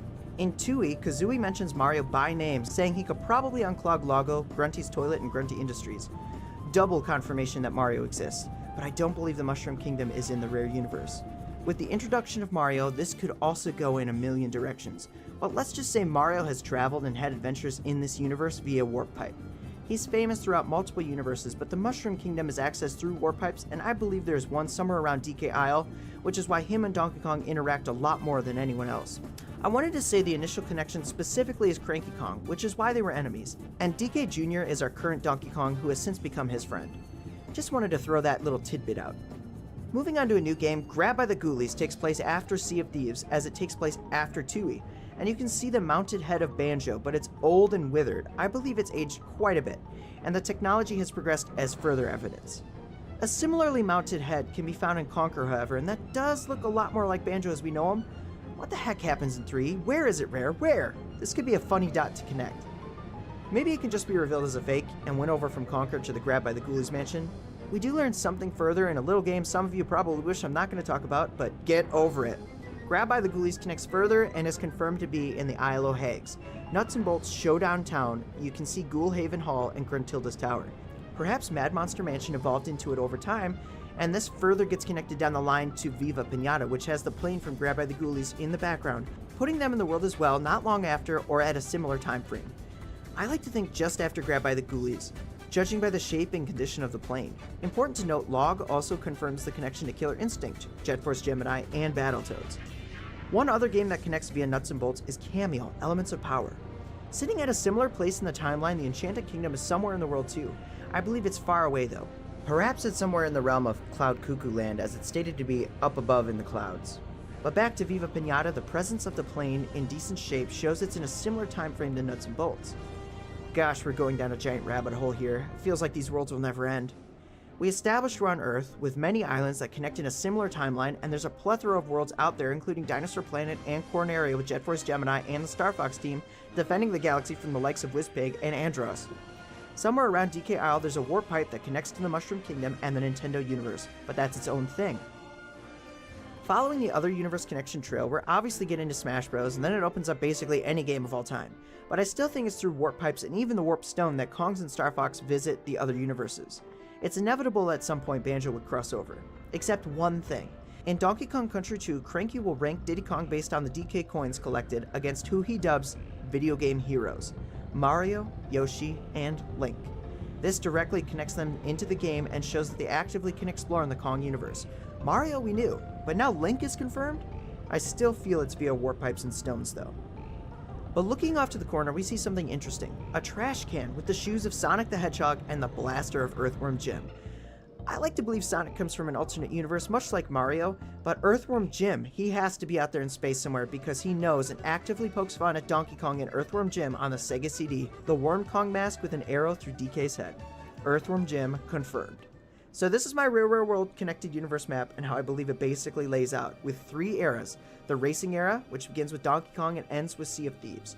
The Perfect Era, with technology that is advanced and civilization is built, and then ends with the Instinct Era, where civilization has collapsed and the Ultra Tech Corporation has taken over to get humanity to evolve further. But before I go, there's one more connection I want to make. That's freaking right. James Bond takes place in the Rare universe. Did you think it was going to get left out? Really? Its maps can be played on Perfect Dark, connecting the 2 games. GoldenEye takes place in the Perfect Era just toward the beginning. There are no other references, but that's where it fits. And that is how a crap ton of Rare games fit into their own universe, all take place on Earth minus the space stuff at different points in time. You have some smaller games and connections like Jetpack and Attic Attack that weren't mentioned, but they do exist in the worlds. I just wanted to cover what I consider the main games, basically. Blast Corps also exists, but it's on a parallel Earth. Does all this make sense to you? Let me know in the comments below. No. And now, as a tribute to all these awesome games, here's some fan art that was submitted to my Discord. Enjoy.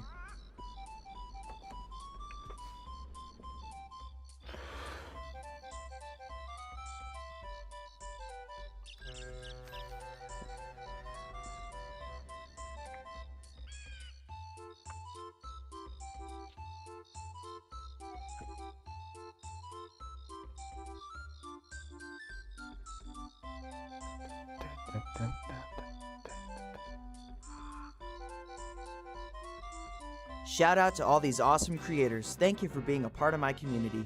Be sure to drop a like and hit subscribe. To evolve further. Sí. De que here. Sky.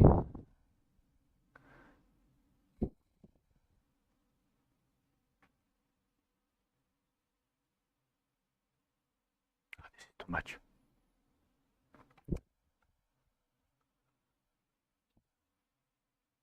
Too much information.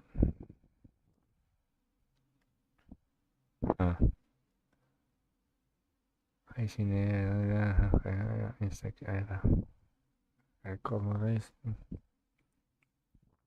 But before I go, there's one more connection I want to make.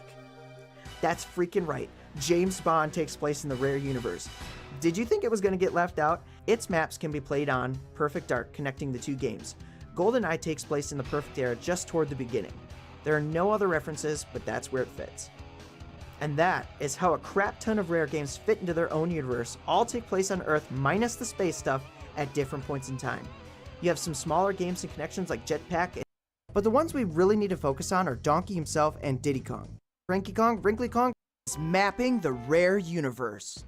To start this video, let's swing on over to the Kongs. Donkey Kong Isle is the home of the Kongs. You've got Donkey Kong, Tiny Kong, Dixie Kong, Chunky Kong, Funky Kong, Cranky Kong, Wrinkly Kong, Kitty Kong.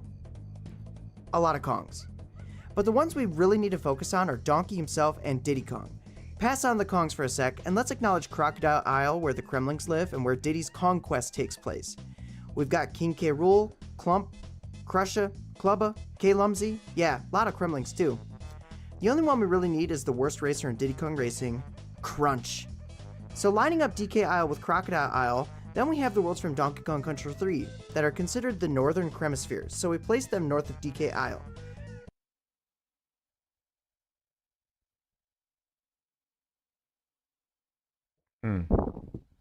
North.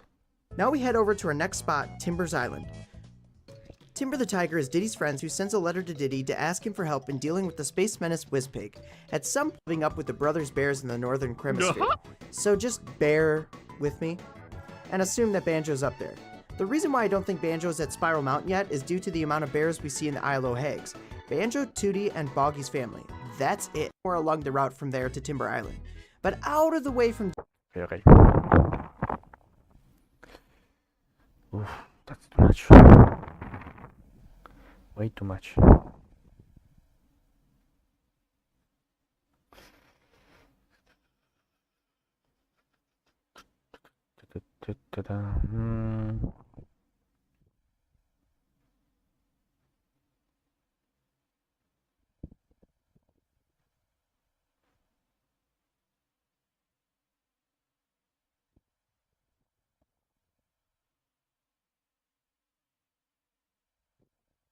No, the first video non se ne vede.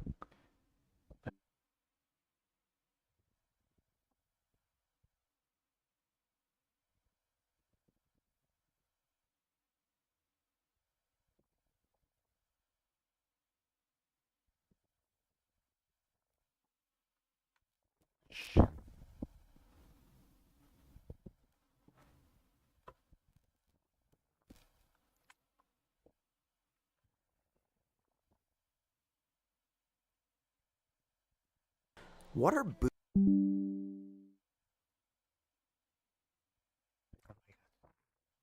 This internet. Let's try this.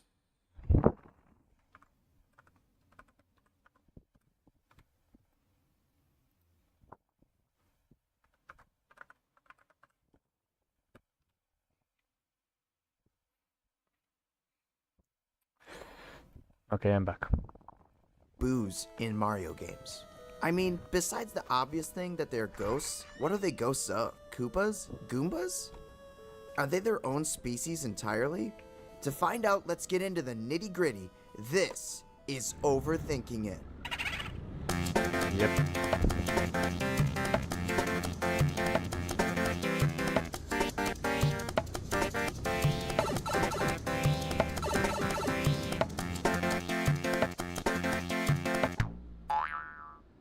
Boos. The creepy little ghosties that made their debut in Super Mario 3. Now, I can't be the only one who's ever wondered what these guys are ghosts of, as they aren't really similar to a lot of characters in Mario games and have their own distinct look. At first, maybe the thought crossed my mind that these are generally just how all ghosts look in Mario games. Once a creature dies, they transform into a boo. But nay, I say! I also even heard the theory that boos are Mario after he dies. That's interesting, but I don't think so. Take a game like Luigi's Mansion, for instance. This not only has boos, but it also has normal human-looking ghosts, assuming they resemble what they looked like when they were alive. So this means that boos must resemble at least somewhat how they looked in real life. Notice like the hair on these things, and even the color palettes are different. Armed with that, let's take a look at the Boos and see if we can find some similar characteristics amongst any other Mario characters. Spoiler alert, I think there is a decent match. Boos have a few defining characteristics. They're white and circular with little arms and a small ghosty tail. The tail we can ignore, as this is just a trait of ghosts, and while it doesn't negate that what they come from might have had a tail, even if they didn't, it still would have a tail just for being a ghost. Now let's look at the characteristics. They have big mouths that are always smiling, sometimes sticking out their tongue. They have distinct little black eyes. The eyes are the key. What character has similar eyes and lives in this world that could have a population of a specific kind of ghosts? Also an important note that they support a monarchy. So whatever species this is, they have a ruler over them. In this case, it's a king.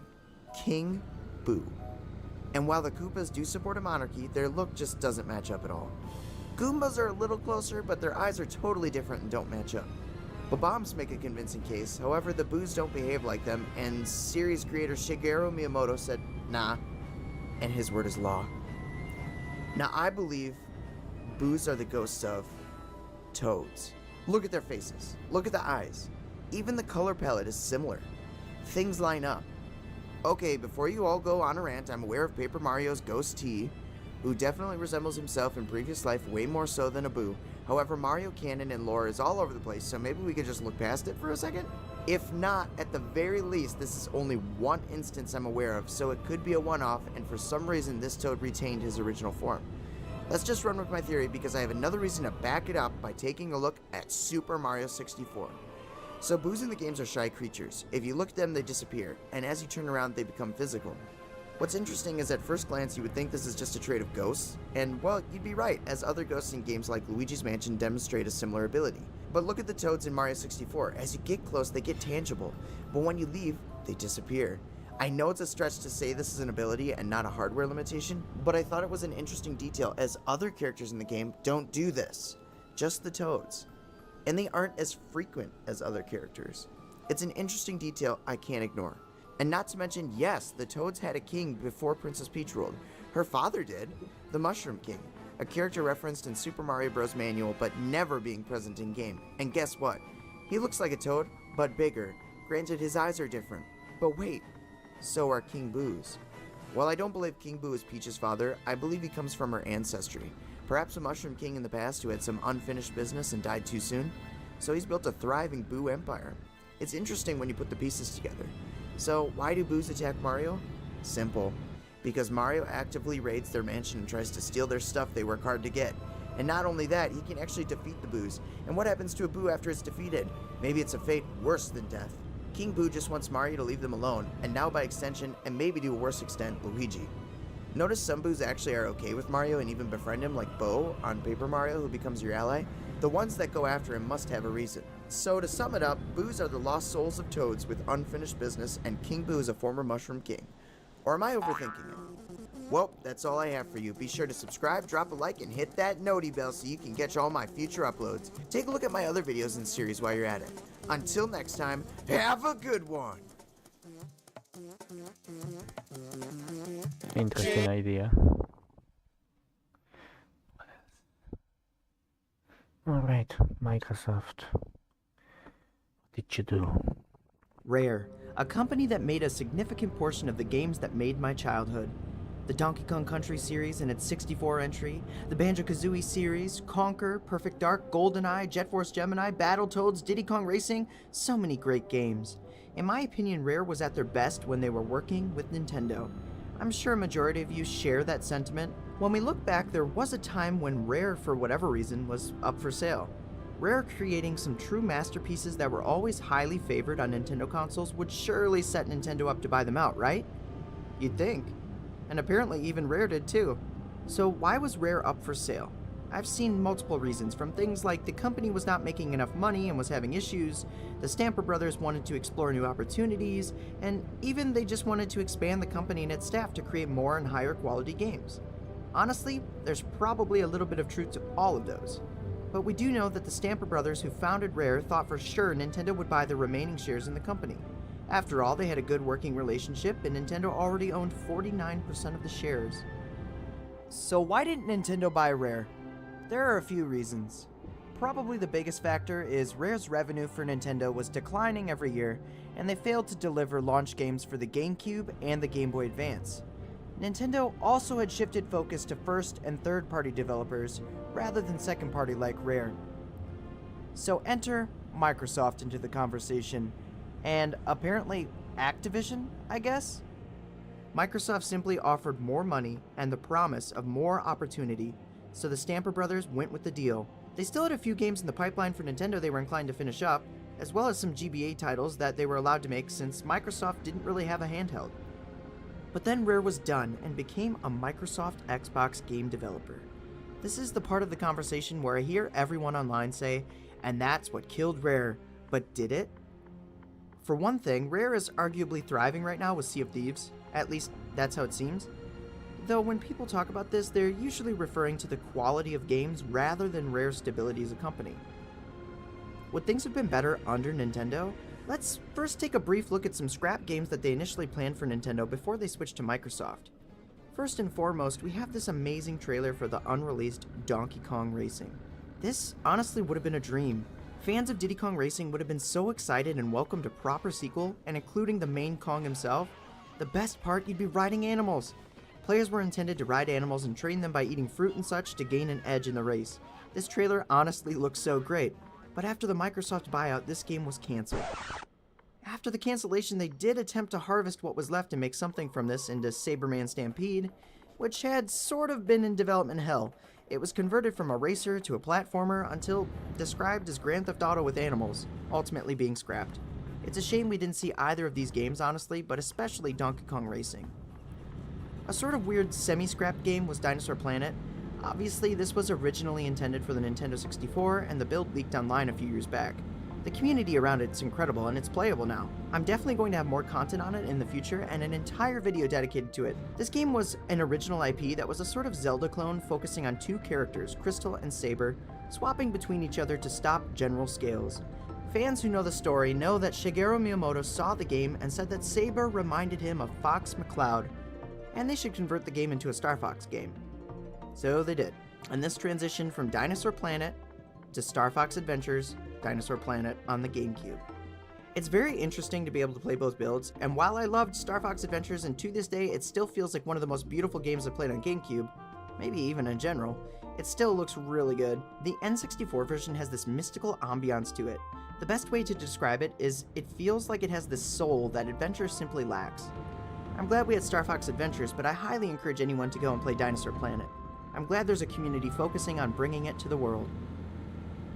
Cameo Elements of Power actually started as an N64 title originally, and then it transitioned to GameCube, then to Xbox, and then to Xbox 360.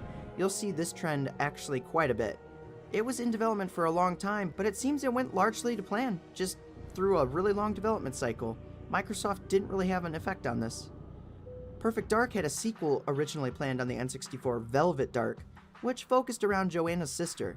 They decided they wanted to add Game Boy Advance connectivity, so it was transitioned to GameCube, but it never got too far before ultimately being scrapped and pushing for a prequel that started development on GameCube before being transitioned to Xbox and ultimately the 360 becoming Perfect Dark Zero. And then we hit Grab by the Ghoulies, which started its life as a GameCube title and as a straight-up 3D platformer.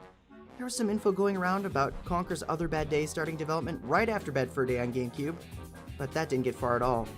You can't help but wonder what the games would have been like, how different they would have been if they released on Nintendo hardware. But since we can't change it, let's take a look at the games Rare released under the Microsoft umbrella and just see if there's much merit to the claim Rare was killed by this buyout. Were the games that were in development on Nintendo affected negatively? Did Rare lose its special sauce after the buyout with original releases? Let's take a good hard look at the quality of the games in question and the direction of Rare as a whole, including Microsoft's involvement.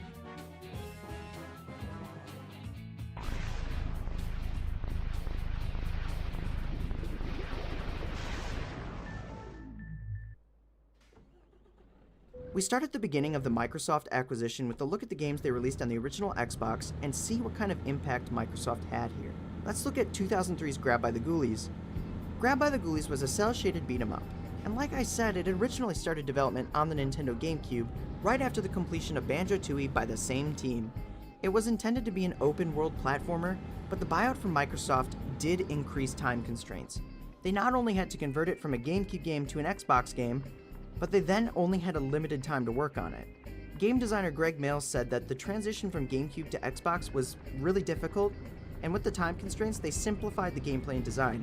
So in this instance, the buyout actually did heavily affect the development of this game, and the actual gameplay is something people said was okay at best. The exact thing Mails said was affected by the buyout, and that's what people complained about. So that means Microsoft time constraints on this project did adversely affect the quality of Ghoulies. Minus the visual art style, however, that was really praised. Follow Ghoulies up with a remake of Conker's Bad Fur Day, Conker Live and Reloaded. Conker Live and Reloaded was not what Rare initially wanted to make for the console. They wanted a direct follow-up to Conker's Bad Fur Day, referred to as Conker's Other Bad Day, as I mentioned before. Microsoft essentially told them they didn't have any interest in that, which is entirely disappointing, and that particular instance is very unfortunate. But Microsoft did give the green light to remake Bad Fur Day with a multiplayer focus to highlight their Xbox Live functionality. It's important to note Microsoft also requested certain aspects of Conker to be censored. Yeah, somehow more censoring from the N64 version under Nintendo. That seems a bit bizarre coming from a more mature-focused publisher. But, oh well, the game itself is decent enough, though I don't think it's as impactful as the original N64 game. Some good changes, some bad. Overall, it's still pretty fun. But this is another example of Microsoft showing what they were focused on. At the time, it was online functionality. It's very interesting they asked them to censor anything. It definitely has had an adverse effect on the quality of the game. I personally don't think it's a big deal, but whenever talking about Live and Reloaded, people bring up how it was censored in a negative way. Rare did start to work on an entire multiplayer-focused Conker game called Conker Gettin' Medieval right after that, but that game ended up being cancelled. It's unfortunate we haven't gotten more Conker games aside from some weird tech demo-esque stuff. An absolute giant of a cancelled game by Rare was Banjo-X. The story of Banjo-X is actually really interesting. Though we were teased with a Banjo 3E at the end of 2E, that was never actually planned. The team that worked on 2E immediately shifted gears to work on Grabbed by the Ghoulies. Banjo-X was intended to be a remake of the first Banjo-Kazooie. The plan was to make this game a sort of alternate adventure where you go through the levels of Kazooie, but things have changed from the original, and as you progress, the changes were more drastic. The characters in the game were more aware of what happened, so they'd adjust their behavior accordingly. There was also some plans to incorporate 2E-related levels and assets, so it would have almost been a retelling of Kazooie, almost a Kazooie 1.5, which sounds amazing. The game and its assets did come to fruition, though, in a future, albeit controversial Banjo installment far different than what was originally proposed. So that's it for the development of the original Xbox. 2 games to show for it, and in my opinion, they aren't nearly as strong as the previous N64 entries, but still pretty solid.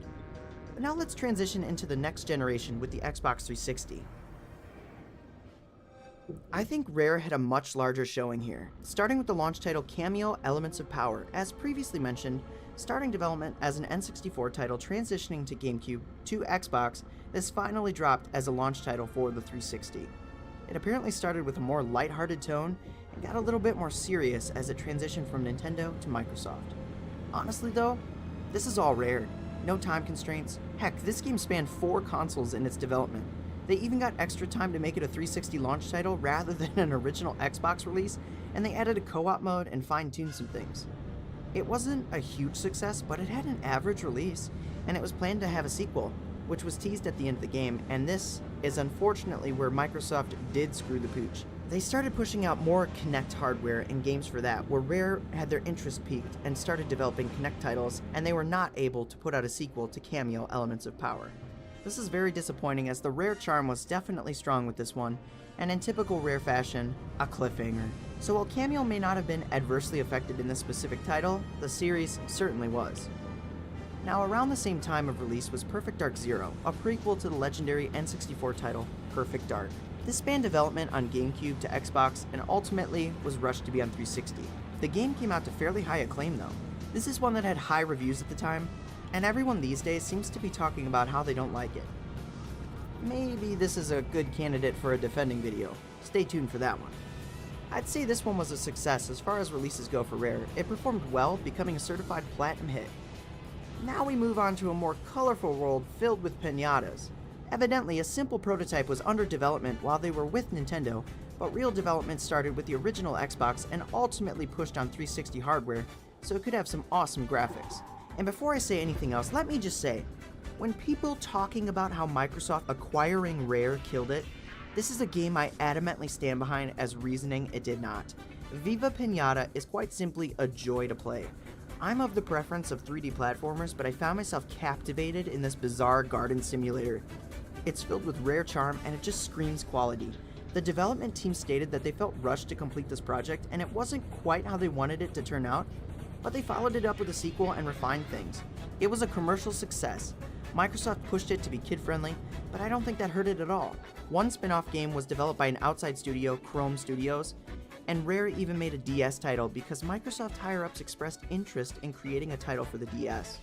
This marked Rare's final Nintendo system development. The end of the era, truly. Rare did release the smaller remake of their classic game Jetpack under Jetpack Refueled after learning about the Xbox Arcade service. It was a small team and Microsoft had little to no involvement with this one. Now, the infamous Banjo-Kazooie Nuts and Bolts. I can't help but feel this is the main point of contention for the Microsoft killed Rare argument. To this I'm gonna say 100% no. This game is actually really fun. Yes, it was 100% not the Banjo sequel that we all wanted, but objectively, it's creative and fun, and it screams Rare.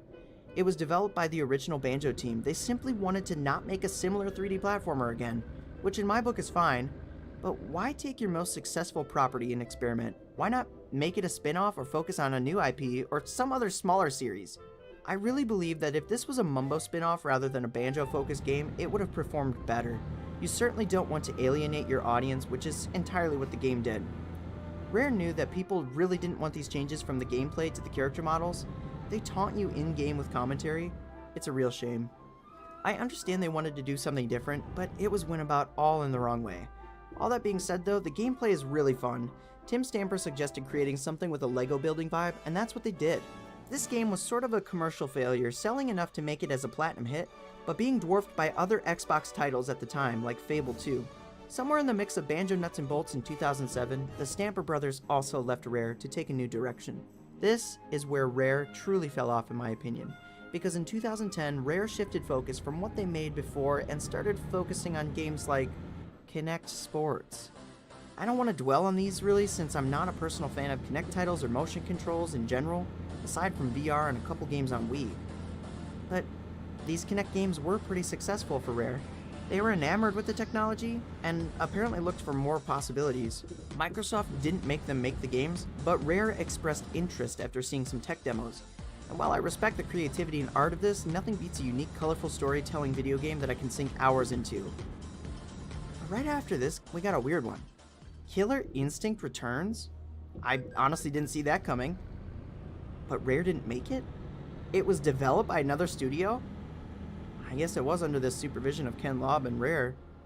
But why wasn't Rare heading this up? This unfortunately marks a trend for Rare's IPs going forward. At least they were involved pushing it forward into development and supervising. It's better than nothing, I guess. And now we have Rare Replay, a celebration of all things Rare with a lot of their original IPs from the 80s all the way to the present day. Notably absent are some of the Nintendo heavy hitters, and that's understandable. This is simply a celebration of 30 years. 30 years of a company that almost went under in the early 2000s. Microsoft did that, guys. Microsoft didn't kill Rare, it saved it. Nintendo sat there seeing their friends sinking and did nothing. The narrative of Microsoft killing Rare isn't a thing. Any decision that was negative and put Rare in a direction we didn't like was Rare itself. I don't mean to shift blame to Nintendo either, I'm simply trying to say that Microsoft didn't kill Rare by buying it. It certainly has no merit. The reality is a lot of the team members that develop the games we love are no longer with Rare. Some are at other companies now. There's a few that are still hanging around, but it's a majority of new faces giving us a new direction. We can't expect them to stay the same forever even if it was the same teams. Rare has been now supporting their game Sea of Thieves for multiple years, and while I'm craving a new IP that seems to have gotten teased a bit this last holiday season, we don't know much about it since its announcement. I for one do enjoy Sea of Thieves and it's cool they update it, but the list of IPs that Rare has developed throughout its lifetime are vast, and it's sad we don't see the push for creativity like we used to. I miss the days Rare gave us banger after banger, and now it's few and far between. Personally, though there were some choices I wasn't a huge fan of, the spirit of Rare was very much alive after the Microsoft buyout, and Rare put out many quality titles. But now I can't help but get a little sad every time I see their IPs pop up with reboots or sequels, and that familiar toilet paper roll logo doesn't fade in, my heart sinks. But I still believe one day we will see a proper Banjo 3E. Well, that's all I have for you. Please drop a like if you think Everwild has potential and you want to see more, and hit that subscribe button so you don't miss a future upload. Until next time, have a good one.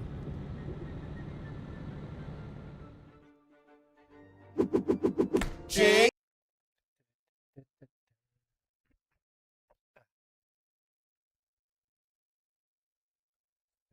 Entonces,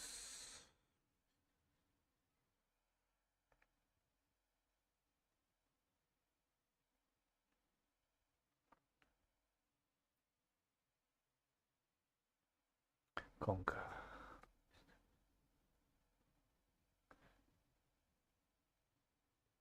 Piñata, Star Fox.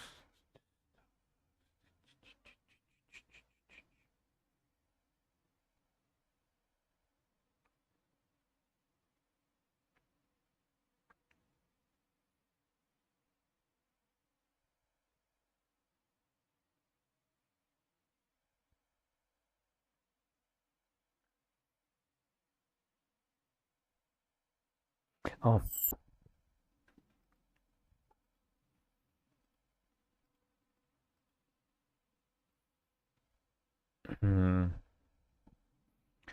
Let's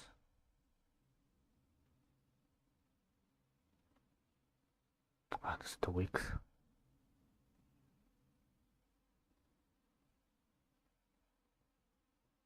This. With the 90s coming to a close, it was incredibly clear that the world had caught Resident Evil fever, with the first 3 games in the franchise selling over 14 million copies by the turn of the millennium. As I mentioned in my last video, Capcom was well aware of the success of the IP at this point, and had multiple side projects in the works to really cash in on the hype that had been building around the brand. So today, we're taking a look at the first official spin-off of the Resident Evil franchise, Resident Evil Survivor. As I'm sure a lot of you know by now, I normally like to give a brief overview of how each game I cover came to be, but there is genuinely next to no information available about Survivor's development. There are some little bits of information we have, as well as some things that we can safely assume using knowledge of other RE projects around the time, but I'll be sprinkling those in as they come up. So, would the Resident Evil franchise's first venture outside the mainline entries be any good? Well, let's talk about it. And before getting too far into the video, I should mention that this is the 4th in a series of videos where I'm playing and reviewing every game in the Resident Evil franchise. While you don't have to have seen the first few videos in order to enjoy this one, you will be missing a lot of context about my journey with those games if you haven't seen them. So for those of you that want to check those out first, I'll link the full playlist in the description below. But with that out of the way, Resident Evil Survivor is a light gun shooter game developed by Toze and published by Capcom in January of 2000. And yes, you heard me right. This is the first game in the Resident Evil franchise that was developed by a studio other than Capcom. Toze is a very interesting developer, as they have an incredibly long history of developing a large variety of games for various franchises dating all the way back to the early 80s. They're still active in the industry today and still make all sorts of different games, but they've always been very secretive about their internal development process. Very little information is out there about the development process of most of their games, which explains why we know so little about Resident Evil Survivor's development. And speaking of how little we know going into this review, this is also the first time in the series that I've actually never played the game before. So this review will definitely be an interesting one. As far as the plot of Survivor goes, the game takes place a little over a month after the Raccoon City incident seen in RE2 and 3. At the beginning of the game, we see a helicopter crash into the ground. We play as the pilot of this helicopter, who manages to survive the crash, but suffers from severe amnesia because of it. Early on in the game, we learn from other people in the area that our name is Vincent and that we've crashed onto Sheena Island, which just so happens to be home to an Umbrella Corporation headquarters building. And as this is a Resident Evil game, there's also been a T-virus outbreak on the island, meaning we have to fight our way through to survive. Throughout the game, we'll learn more about what was happening on the island before we arrived, as well as more about our own character's past and how we might be connected to Umbrella's work here. But we'll come back to all that in the spoiler section, so for now, let's finally get to talking about the gameplay of Resident Evil Survivor. Like I mentioned earlier, this is a light gun shooter, so the core gameplay loop here revolves around exploring Sheena Island and blasting zombies as we go. The game was designed around the PS1's GunCon accessory, which surely would have made this a blast, but the North American release of the game wasn't compatible with it, thanks to the Columbine shooting having taken place about a year before this game's release. There was a lot of controversy in the West about violence in video games at the time, so for any North American players, including myself, Survivor was simply played as a first-person shooter using the PlayStation controller. And the control scheme they went with was definitely an interesting choice. RE Survivor came out about a year before the console FPS revolution that was Halo, so the dual analog control scheme hadn't become standard for the genre just yet. Toze would instead use the series' classic tank controls, simply making the Resident Evil series' iconic controls work with the new perspective. So the D-pad works exactly how it would in any of the classic RE titles, and players still need to hold the R1 button to stop moving and start aiming, which will then put your reticle on the screen to actually aim with. I don't think that this control scheme works anywhere near as well in first person as it does in the fixed camera games, as the more limited view of the environments makes things feel a lot clunkier than before. Which is saying a lot when you're talking about a control scheme that's already clunky enough that newer players just avoid the classic era games like The Plague. I'm also kind of surprised there are no buttons you can use here to strafe left or right, as that was incredibly common in tank control games of the time, and definitely would have made an FPS RE title feel a lot smoother to play. Additionally, there's no way to look up or down, which would have been perfectly fine, but there are a lot of items placed on the ground that you have to run over to pick up. This can lead to some awkward moments of you just kind of walking around in circles over a certain spot to try to grab the item, and once again, could have been made a lot smoother if the devs had actually used some of those unused buttons on the controller to add a little more functionality. Overall, the controls aren't great here, but they are a symptom of the time that Survivor was released in, so they'll get a little bit of leeway from me. One really weird way that the devs tried to make up for the clunky controls was by adding this weird aim snapping when you shoot at enemies. Whenever you land a shot on an enemy, the game will automatically move your camera to put them in the center of your screen. This can be a bit disorienting, especially when you're fighting groups of enemies and your camera is just snapping all over the place. It was definitely added in an attempt to make aiming on the controller a bit easier, and while it does when fighting one enemy at a time, I don't like the way it feels in group fights at all. And I can't believe I've gone this long without mentioning it, but Survivor is the first game in the Resident Evil franchise to ditch the pre-rendered backgrounds in favor of fully 3D environments. This is obviously because pre-rendered backgrounds couldn't have worked in a first-person shooter, and as much as I love the look of these classic RE backgrounds, the environments in Survivor honestly look pretty good a lot of the time. The game mostly sticks to small areas with a low draw distance, which allowed them to put some pretty high-quality textures and models in here. The quality of the visuals does fluctuate quite a bit, with some areas not holding up very well, but when it looks good, it looks surprisingly good. It should also be mentioned that most of the enemy models here have been pulled straight over from RE2, so the fact that they were able to keep the game running smoothly with detailed environments and high polygon models is pretty impressive. Although I have to say, while all the models they reused from RE2 still look great, Vincent's character model has to be the worst looking thing in the game. I mean seriously, the character models in RE1 look so much better than this. And while the game does run smoothly most of the time, it also suffers from some pretty severe slowdown anytime there are a large number of enemies in the area. When this happens, it makes an already clunky feeling game feel infinitely worse, as now on top of the awkward controls and combat, you're playing in slow motion at like 10 frames per second. So while it is impressive that the game looks as nice as it does, maybe they could have just reduced the detail in rooms they were going to fill to the brim with enemies to keep the gameplay feeling smooth. But with things like controls, visuals, and performance out of the way, what is the gameplay like? Well, it's actually a lot like the original Resident Evil trilogy in terms of structure, but with a much more action-heavy focus thanks to the light gun shooter design. You'll be slowly exploring Sheena Island, fighting your way through enemies, and slowly finding key items to continue to make progress. All the classic RE monsters that we've come to know and love are here, with Lickers, Hunters, and even Tyrants all making appearances throughout the campaign. There are even some new enemies here like the Cleaners. These are a new intelligent bioweapon that Umbrella uses to destroy incriminating evidence of themselves, making them feel very in line with previous BOWs like the T-103 or the Nemesis. However, these similarities to the classic trilogy are very surface level. The level design is incredibly linear, with players essentially just walking in a straight line for the majority of the game. You will occasionally come across a locked door and need to go find the key for it, but you'll notice pretty early on that the keys for these doors are almost always in the room right next to them. So rather than feeling like you're exploring the island and slowly uncovering these large branching pathways, it feels much more like you're just going through a series of rooms and hallways and fighting monsters until the end of the game. This leads to some pretty rough pacing, with playing this game feeling really tedious if you play for more than like 30 minutes at a time. The pacing being this poor is almost baffling to me, as that's something that the mainline RE games have had figured out since the very first entry. It's even more confusing when you realize that all the puzzles we saw in the Resident Evil trilogy are completely absent here. These could have helped with the pacing immensely, as having literally anything in Survivor outside of just shooting monsters would have been a godsend. At the very least, the combat in Resident Evil Survivor is serviceable. I mentioned earlier that the controls can be a little awkward when playing on a controller, but getting up close and personal with all these classic RE monsters is an admittedly fun prospect for longtime fans like myself. As is standard among the light gun genre, players will start the game with a basic pistol that has infinite ammo.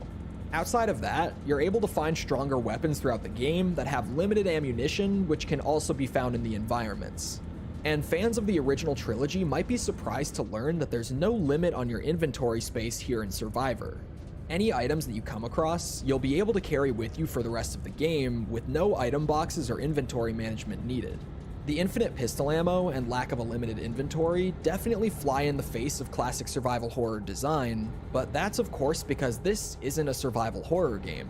In fact, you could very easily say that this is the first time that the Resident Evil franchise would venture into the action horror genre. And speaking of the inventory, the UI is pretty terrible here. For whatever reason, the developers decided to ditch the simple and clean inventory menus that we saw in the main games in favor of this. It's not terrible, but it's definitely a big downgrade from previous Resident Evil games visually, and navigating it is painfully slow. I mean, seriously, moving through the inventory is so slow that it almost feels like the game is moving in slow motion while using it. And since there's no limit to your inventory space, you might end up scrolling through it for a pretty long time before finding the healing item or the weapon that you're looking for. Like I said, it's not the worst inventory menu I've ever seen, but it definitely could have used some more work. And it's also just strange to have a bad inventory screen like this when you have 3 games of amazing inventories to reference. And while we're talking about things that are the worst in the franchise up to this point, we've got to talk about this damn voice acting. Oh. Resident Evil Survivor has easily the worst voice acting in the series at this point, which is a lot when you've got lines like this to compete with. This house is dangerous. There are terrible demons. Ouch! You're wounded. The acting in Survivor doesn't have that same overly campy and cheesy feel of the mainline games. Instead, it just has some of the most stiff and awkward deliveries that I've heard in a very long time. Vincent, you are a murderer. A murderer! A murderer? No. This is me. I am Vincent. It was all my fault. What? Vincent? It's me, your mother. My mother? And before we can get into the story any further, I'm gonna have to drop the spoiler warning on you guys. So if you haven't played Survivor for yourself and you want to avoid having the story spoiled for you, skip to the timestamp on screen. Alright, so with all 4 of those guys gone, I have to say that RE Survivor definitely has the weakest story of the series so far. There are some fun ideas here, but the overall story and the way it's presented to you leaves a lot to be desired. Like I mentioned earlier, the game opens with our helicopter crashing on the outskirts of Sheena Island, and we wake up with a mean case of amnesia. As we start to make our way through the island, multiple locals start to call us Vincent, so we infer that that must be our name. We get some clues dropped early on that the locals don't think very highly of Vincent, with some of them even calling us a murderer. A murderer? As we continue, we find things like a picture of ourselves with the name Vincent written on it, only confirming that we must be him. Throughout the game, you'll come across a ton of notes and documents that are talking about Vincent, and through these, we learn that we were actually the commander of the local branch of Umbrella. We were known by the locals as a cold and ruthless tyrant who takes pleasure in the cruel experiments we perform for the company, as well as things like personally gunning down escaped subjects before they can get away. Vincent struggles to come to terms with all the things that he did before losing his memory, especially when we learn that he released the T-Virus on the island intentionally to cover up all the crimes he committed here. Near the end of the game, we reach the island's secret underground lab, because of course it has one, where we learn that Sheena Island is actually where Umbrella created and mass-produced the T-103s, which is a very convenient way of explaining why you've killed like 10 of them at this point in the game and they just keep showing up. This is admittedly a really cool piece of lore to tie Survivor in with the mainline games, but it's almost immediately overshadowed by a major plot twist. We learn from a child shortly after entering the lab that we aren't actually Vincent. Instead, we're a detective named Ark Thompson who was sent to Sheena Island by Leon S. Kennedy to investigate what Umbrella was up to here. In order to gather more information, Ark went around the island impersonating Vincent, which is why all the locals thought that we were actually him. This twist honestly could have been pretty good if it weren't for the fact that we're on a remote island with a small population, and yet people just didn't realize that Ark was an imposter. And also if it wasn't revealed through voice lines like this. That's right. At the request of my friend, Leon S. Kennedy, I came here to investigate. Oh, yes. I remember everything. Just after this reveal, the self-destruct sequence for the facility is suddenly activated, and we have one final escape sequence. During our escape, we run into a new experimental tyrant they were creating here called Hypnos. The Hypnos is actually a pretty cool looking tyrant, as Umbrella has once again managed to make the tyrants look just a little bit more human. And in classic Resident Evil fashion, the Hypnos will mutate a little bit every time you defeat him, becoming more and more monstrous across your 3 battles with him. But after killing the Hypnos and finding a helicopter to fly out of there with, we escape from Sheena Island, and that's the end of Survivor. Like I said a couple minutes ago, I think Survivor's story does have some fun ideas, but the execution of them, on top of the really short runtime, just leads to a story that feels weak overall. And when I say that Survivor is short, man is it short. My playthrough of the game for this video took about an hour and 45 minutes, and let me remind you that this is my first time ever having played the game before. To make up for this a bit, Survivor is a game with a very arcadey feel to it. Each playthrough, you actually have a limited number of lives to complete the game with, and in the event that you lose all of your lives, you're actually allowed to save the game to carry your weapons, ammo, and healing items over to your next attempt. You actually can't save your game in the middle of a run, but once you complete the game, you can once again drop a save to carry over all the items you collected into another playthrough. It's definitely an interesting structure, but like I mentioned earlier, the game starts to feel really tedious after like 30 minutes of playtime, so needing to play through the whole thing in one sitting can be pretty boring. So overall, I wasn't a very big fan of Resident Evil Survivor. I was honestly really looking forward to playing this one, as I thought the shift to the light gun genre would be pretty interesting, but I just didn't have much fun with it. Survivor certainly had a lot of potential, but it just feels like Capcom didn't give it the budget it needed, and Toze didn't give it the love it deserved. The combat is crappy, the exploration feels shallow, the story feels rushed and poorly executed, and the pacing is just awful. This is definitely one of the roughest games I've covered since I started doing these reviews, which really isn't fun to say since I try to give every game I review a fair chance and focus on the positives, but unfortunately, there just aren't very many positives to focus on here. So at the end of the day, I'm gonna have to give Resident Evil Survivor a 3.9. Hey guys, thanks for sticking around for the whole thing. If you made it this far, I'm assuming you liked what you saw, and if that's the case, feel free to check out my Patreon or my YouTube memberships. YouTube ad revenue can be pretty inconsistent at times, so fan funding like this really helps a lot with adding a nice safety net and allowing me to do what I want to do as well as what you guys enjoy, rather than just what gets the most views. So as always, a huge thank you to those of you who contribute and keep series like this running. Speaking of, if you enjoyed this video and you haven't seen my other RE videos, I'll have the playlist on screen right here. Thank you all again for watching, and I hope to see all of you right here for the next Resident Evil review.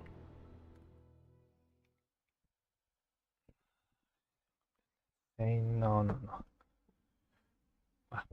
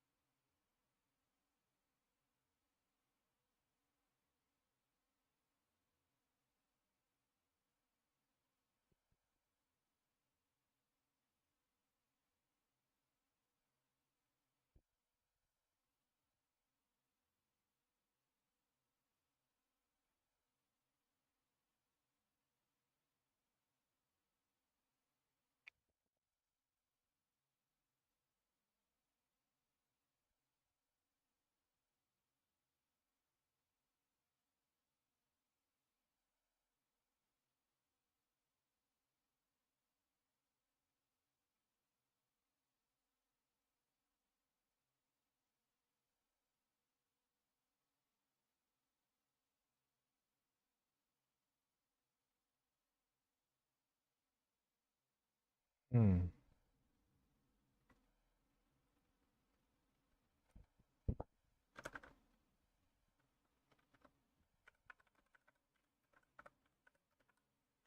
Survival.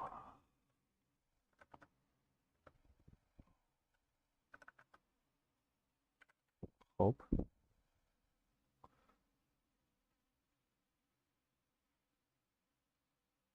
Ah. Okay.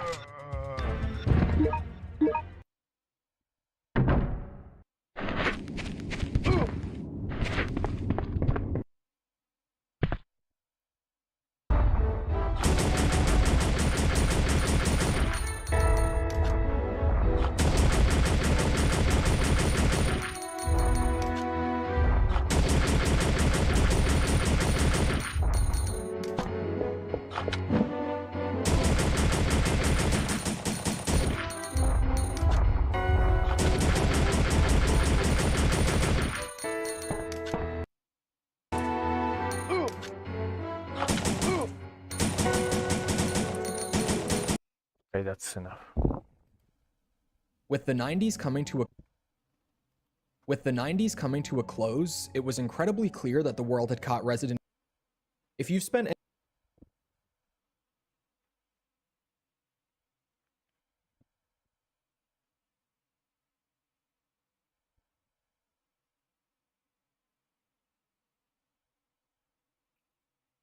as I've mentioned,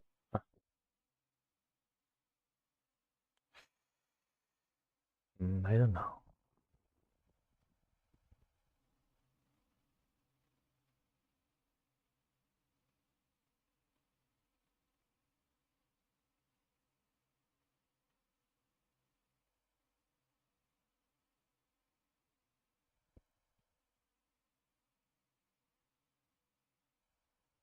Right, right. Some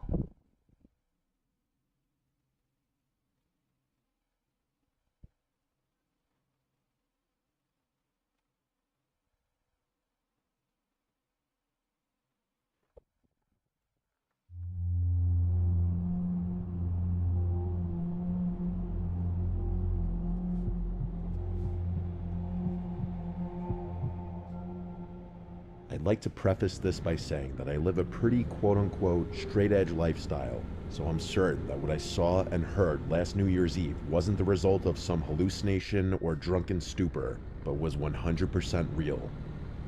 I live on the outskirts of your stereotypical small southern town, so a few of my friends live out further into the boondocks that are only accessible by those dark, country back roads. One of my friends, Darren, lives with his family in one of the richer neighborhoods in the area that can only be reached by these back roads. Every year, his family throws a party at their house on New Year's Eve where all the family's friends are invited, myself included. It's a pretty fun occasion, so I'm always excited when I get the formal invitation from Darren's parents in the mail.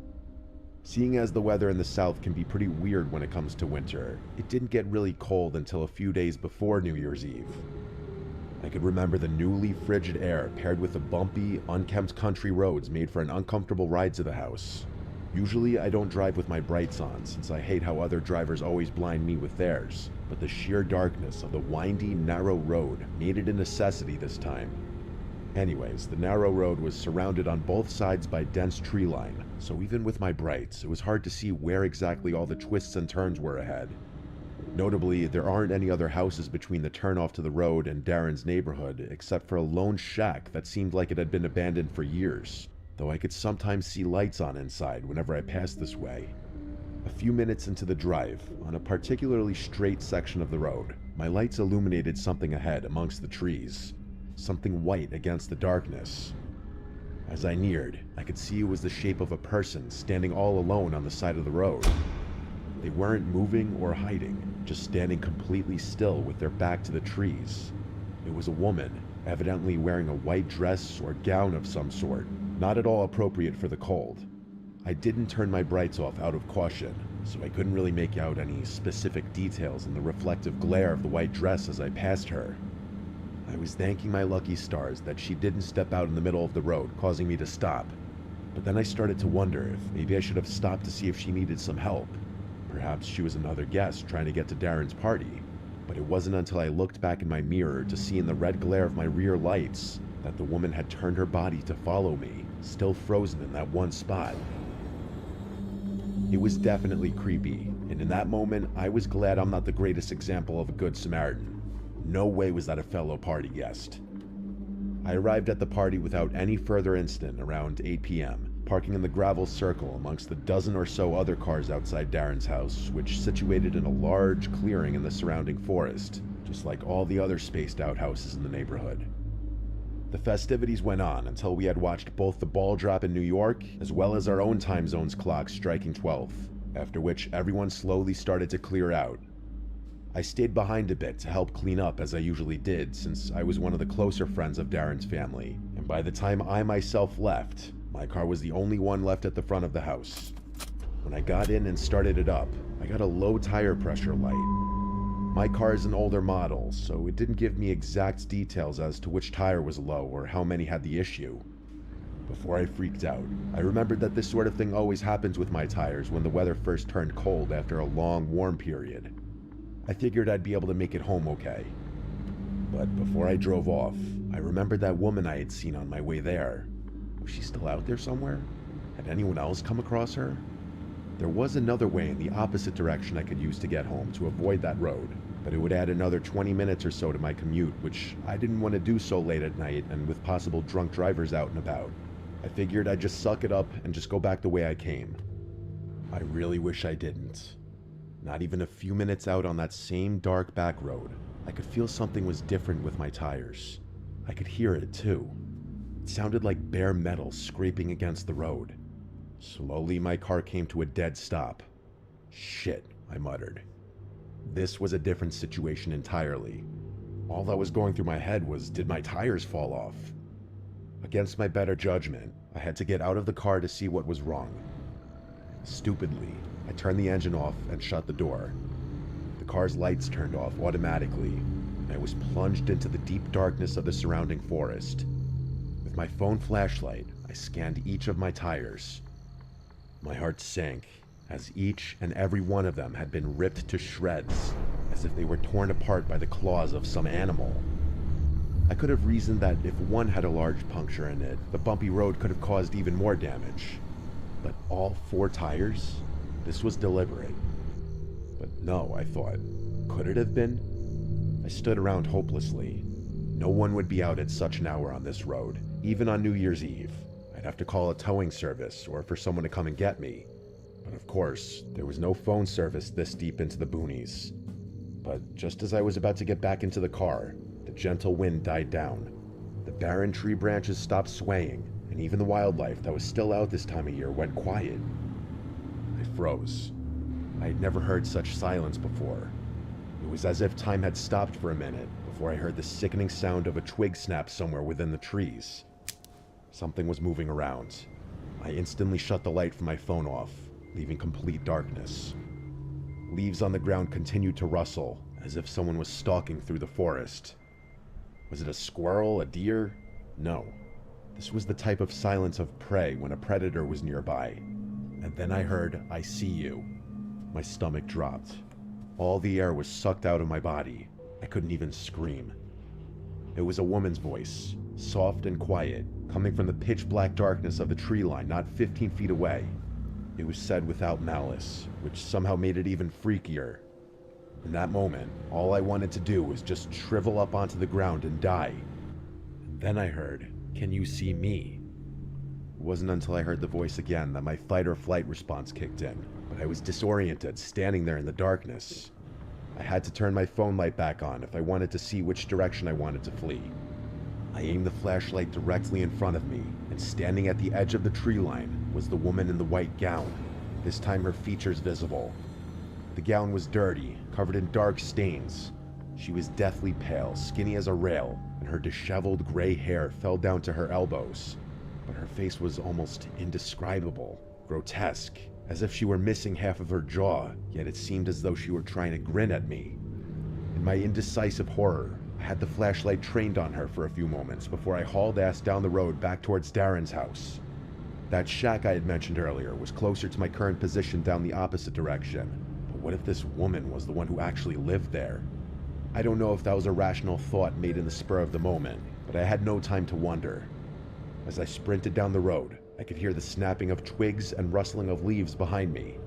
She was chasing me, but I was quickly able to lose her with such a massive rush of adrenaline. I made it back to Darren's house, ignoring the rest of the neighborhood, and I pounded on the door, pleading for the door to open up. His mother answered the door and quickly ushered me inside, seeing how shaken up I was, where I explained everything to her along with Darren and his father.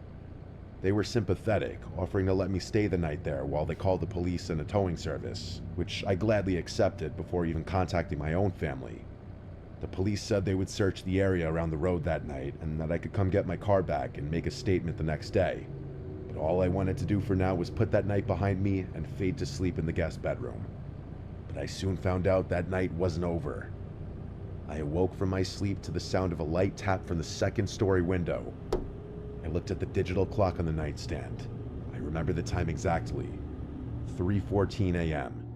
Of course, none of the windows in the room had blinds. I didn't dare look out until I heard the muffled voice from outside. The same voice saying, "I see you." The woman was still out there. She had chased me all the way here, and now she was throwing rocks to get my attention. If I wasn't going to look out the window before, I definitely wasn't going to now. I wasn't going to leave my spot in that bed or fall asleep until morning. When the sun rose and Darren's family woke up, the woman was gone, thankfully. I told them what else happened, and we all looked outside together before the police showed up. In the yard, about where I had heard the voice coming from, Darren's father found a large, rusty knife that didn't belong to the family, presumably what the woman had used when slashing my tires. But that also meant she had followed my car there to the party at the beginning of the night, and specifically targeted me when everyone else was inside during the festivities. Darren's parents called and asked the other party guests if they had seen anything suspicious the night before, and one of their friends said they had seen someone in a white dress walking around outside from the window, but thought nothing of it, seeing as how people were coming and going all night. When I gave the police my statement, I told them to check around that shack on the road here, as I had a hunch that woman had something to do with it. They eventually did, and updated me that they found no one living there, but there was dead, gutted wildlife sprawled all around the surrounding woods. That woman I saw was never found, which of course raises a bunch of questions. The scariest ones to me, though, are how she was able to track me down so quickly once I left the party, And if she was missing so much of her face, how was she able to pronounce those words so clearly? Despite what happened, I'll still be going to Darren's house for New Year's Eve again this year, but this time, I'll make sure to carpool and take the long way around. Crazy people.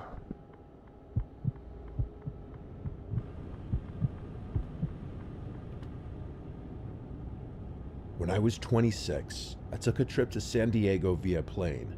I stayed with my friend for a few days and booked a late flight back home. My flight landed at midnight. By the time I was off the plane and by the ground transportation pickup point, it was like 12:30. I waved down a random taxi in the taxi section and gave the driver my home address. He said he'd take me for $30, which was a really good deal compared to Uber. He came out to help me put my bag in the trunk of the van, but I said I was fine with it in the seat next to me, so he lifted my bag onto the seat on the left side behind him. I was sitting diagonal from him. He got back in the car and pulled up the directions to my apartment, and we were on our way. My at-the-time apartment was about a half-hour drive from the airport with no traffic. At this hour, there was obviously no traffic.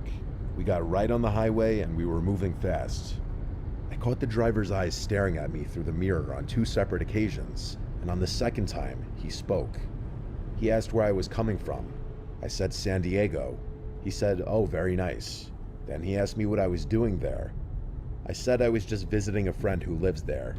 His response was, "Is your friend as pretty as you?"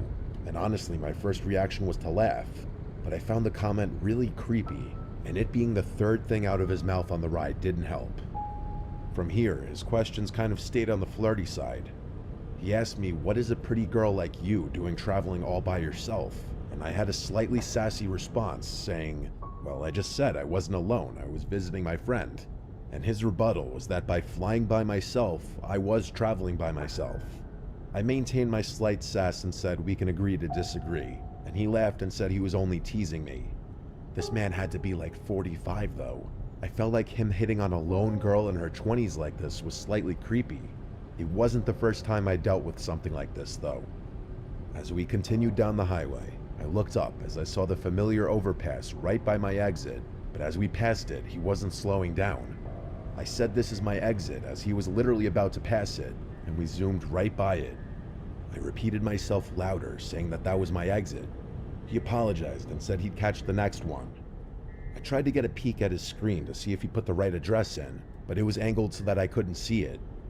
The next exit was about a mile further. I started sitting up on the edge of my seat a bit now. When the next exit approached, I said loud and clear, "You need to get off here," and without acknowledging me, he turned on his blinker and merged off the exit. I noticed him glaring at me for a second in the mirror. I almost sensed a hint of annoyance in his face. But I guess that quickly changed when not even a minute later he asked me if I had a boyfriend. I replied back instantly, "Yes, he lives with me." I noticed him look at me again, and I think he picked up on how quickly I answered that. He asked what my boyfriend's name is. Yes, I'm serious. I decided that was enough. I told him I'm going to put my headphones in, so I popped my AirPods into my ears, even though they were basically dead still. I just wanted this man to stop asking me questions. Asking my boyfriend's name was next level weird, almost like he was interrogating me. I texted my family and close friends about this creepy taxi driver, and I shared my location in case, God forbid, things went sour. We were in a familiar area in my town now. We were stopped at the first red light since getting off the highway. I looked in the mirror, and all I saw were his eyes glaring at me, almost in this menacing way. I know he didn't say anything to me because I didn't even have any music or anything playing, so I would have heard him. The light was now green, and he was still staring at me. I had to tell him the light was green, and he started moving again. No one in my family was answering except for my older brother, who must have been the only one awake, but he lives 2 hours away from me. My brother told me I should leave the car if I feel threatened or in danger. We were now on a main road in my town, but there weren't any cars on the road. It was nearing 1 a.m. on a weeknight. We stopped at another red light, and I felt that man glaring at me again through the mirror. I then noticed a police car parked in an empty parking lot. In a spur-of-the-moment decision, I grabbed my bag and backpack and slid the van door open. The man started yelling at me, "What are you doing?" And he tried closing the door with the power button in the front, but I forced it open, and the second the door was opened wide enough for me to fit out, I booked it toward the police car. In instead of getting out of the car and chasing me for my money, he just kept driving, which already was a huge red flag. When I saw him driving away, I stopped running and brought my pace down to a quick walk to the police car. The officer in the car noticed me as I saw him look up and roll down his window. I told him that the taxi driver who was driving me was giving me really bad vibes and I left for my own safety. I asked the cop if he could give me a ride home, and thankfully he said hop in the back seat. Being a scared female obviously helped, but do I think you should be going up to cops asking them to be your free taxi service? Absolutely not. By the time I was in the car, that taxi was already long gone. The cop drove me home, and we were there in about 5 to 10 minutes. I let myself in and didn't even bother unpacking. I went straight to brush my teeth and crash into bed. It seemed just as I got into bed, though, there was a knock at the front door of my apartment. What if it was the taxi driver? He had my address after all. What if he came for his money? Or worse? The knocks persisted for a few minutes, then it went silent for a few minutes, and then there were more knocks. Obviously, I never left my room. I didn't want to be anywhere near the front door. The door was locked, and that's what mattered. Eventually, the knocks stopped, and I drifted away to sleep. The next day, I was back to work. I had a slightly later shift, luckily, so I didn't have to get up too early. While I was at work, though, I got a call from my next-door neighbor, George. He said that my dad was there before, trying to get into my apartment to drop something off, but he didn't have a key. George was calling to confirm that I was in fact expecting my dad, and I said no, I hadn't heard from him. George said he didn't see him actually leave anything though, he was just checking through the windows, which caught his attention. I thanked him, and then called my dad, and as I was expecting, my dad said he was at work and had not stopped by my house. I took this time to explain the entire taxi driver situation to my dad again, but over the phone this time. He wanted me to come home for a few nights, and I said I would. I just need to go home and pack my things up first. After work, I got home around 9 p.m. I finished up my laundry from the night before and packed a bag with some clothes and my work stuff for the next few days. Something in my apartment felt off, though.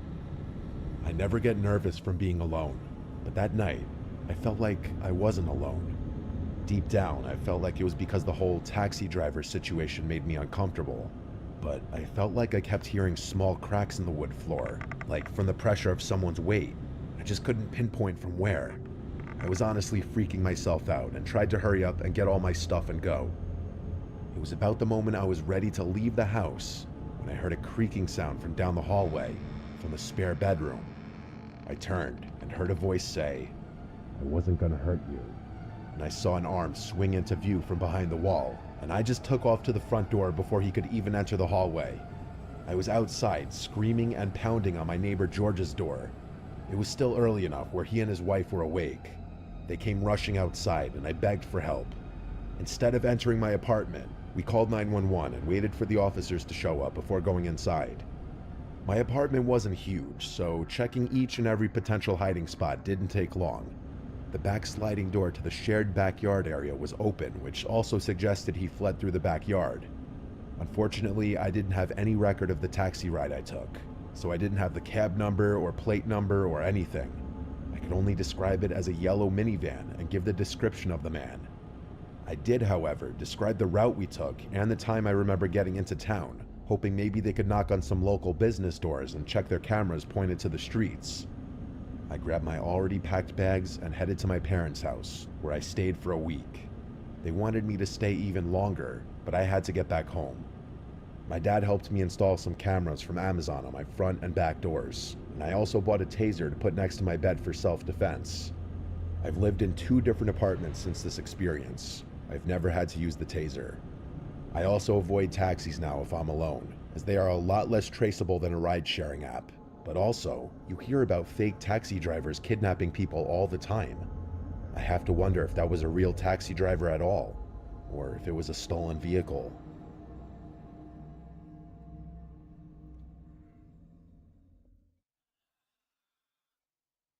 Creepy, creepy, creepy, creepy.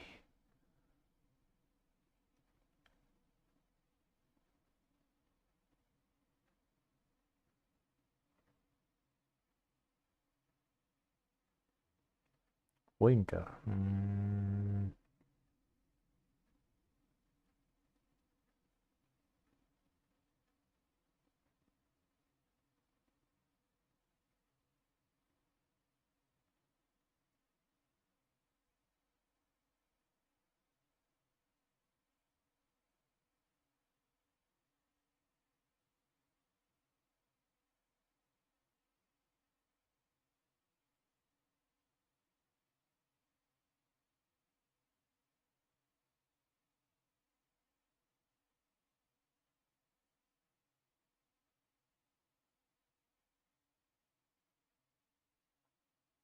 Oh, okay, tracker. Yeah, tracker.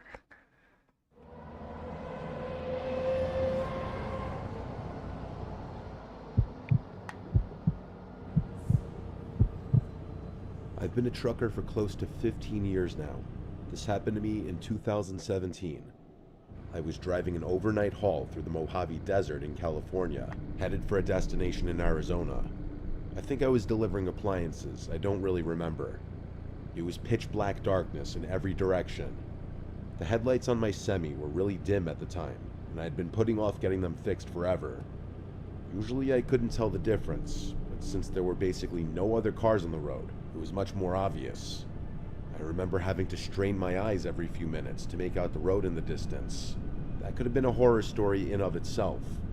I was debating pulling over for a couple hours and waiting for sunrise, but I didn't want to waste my time.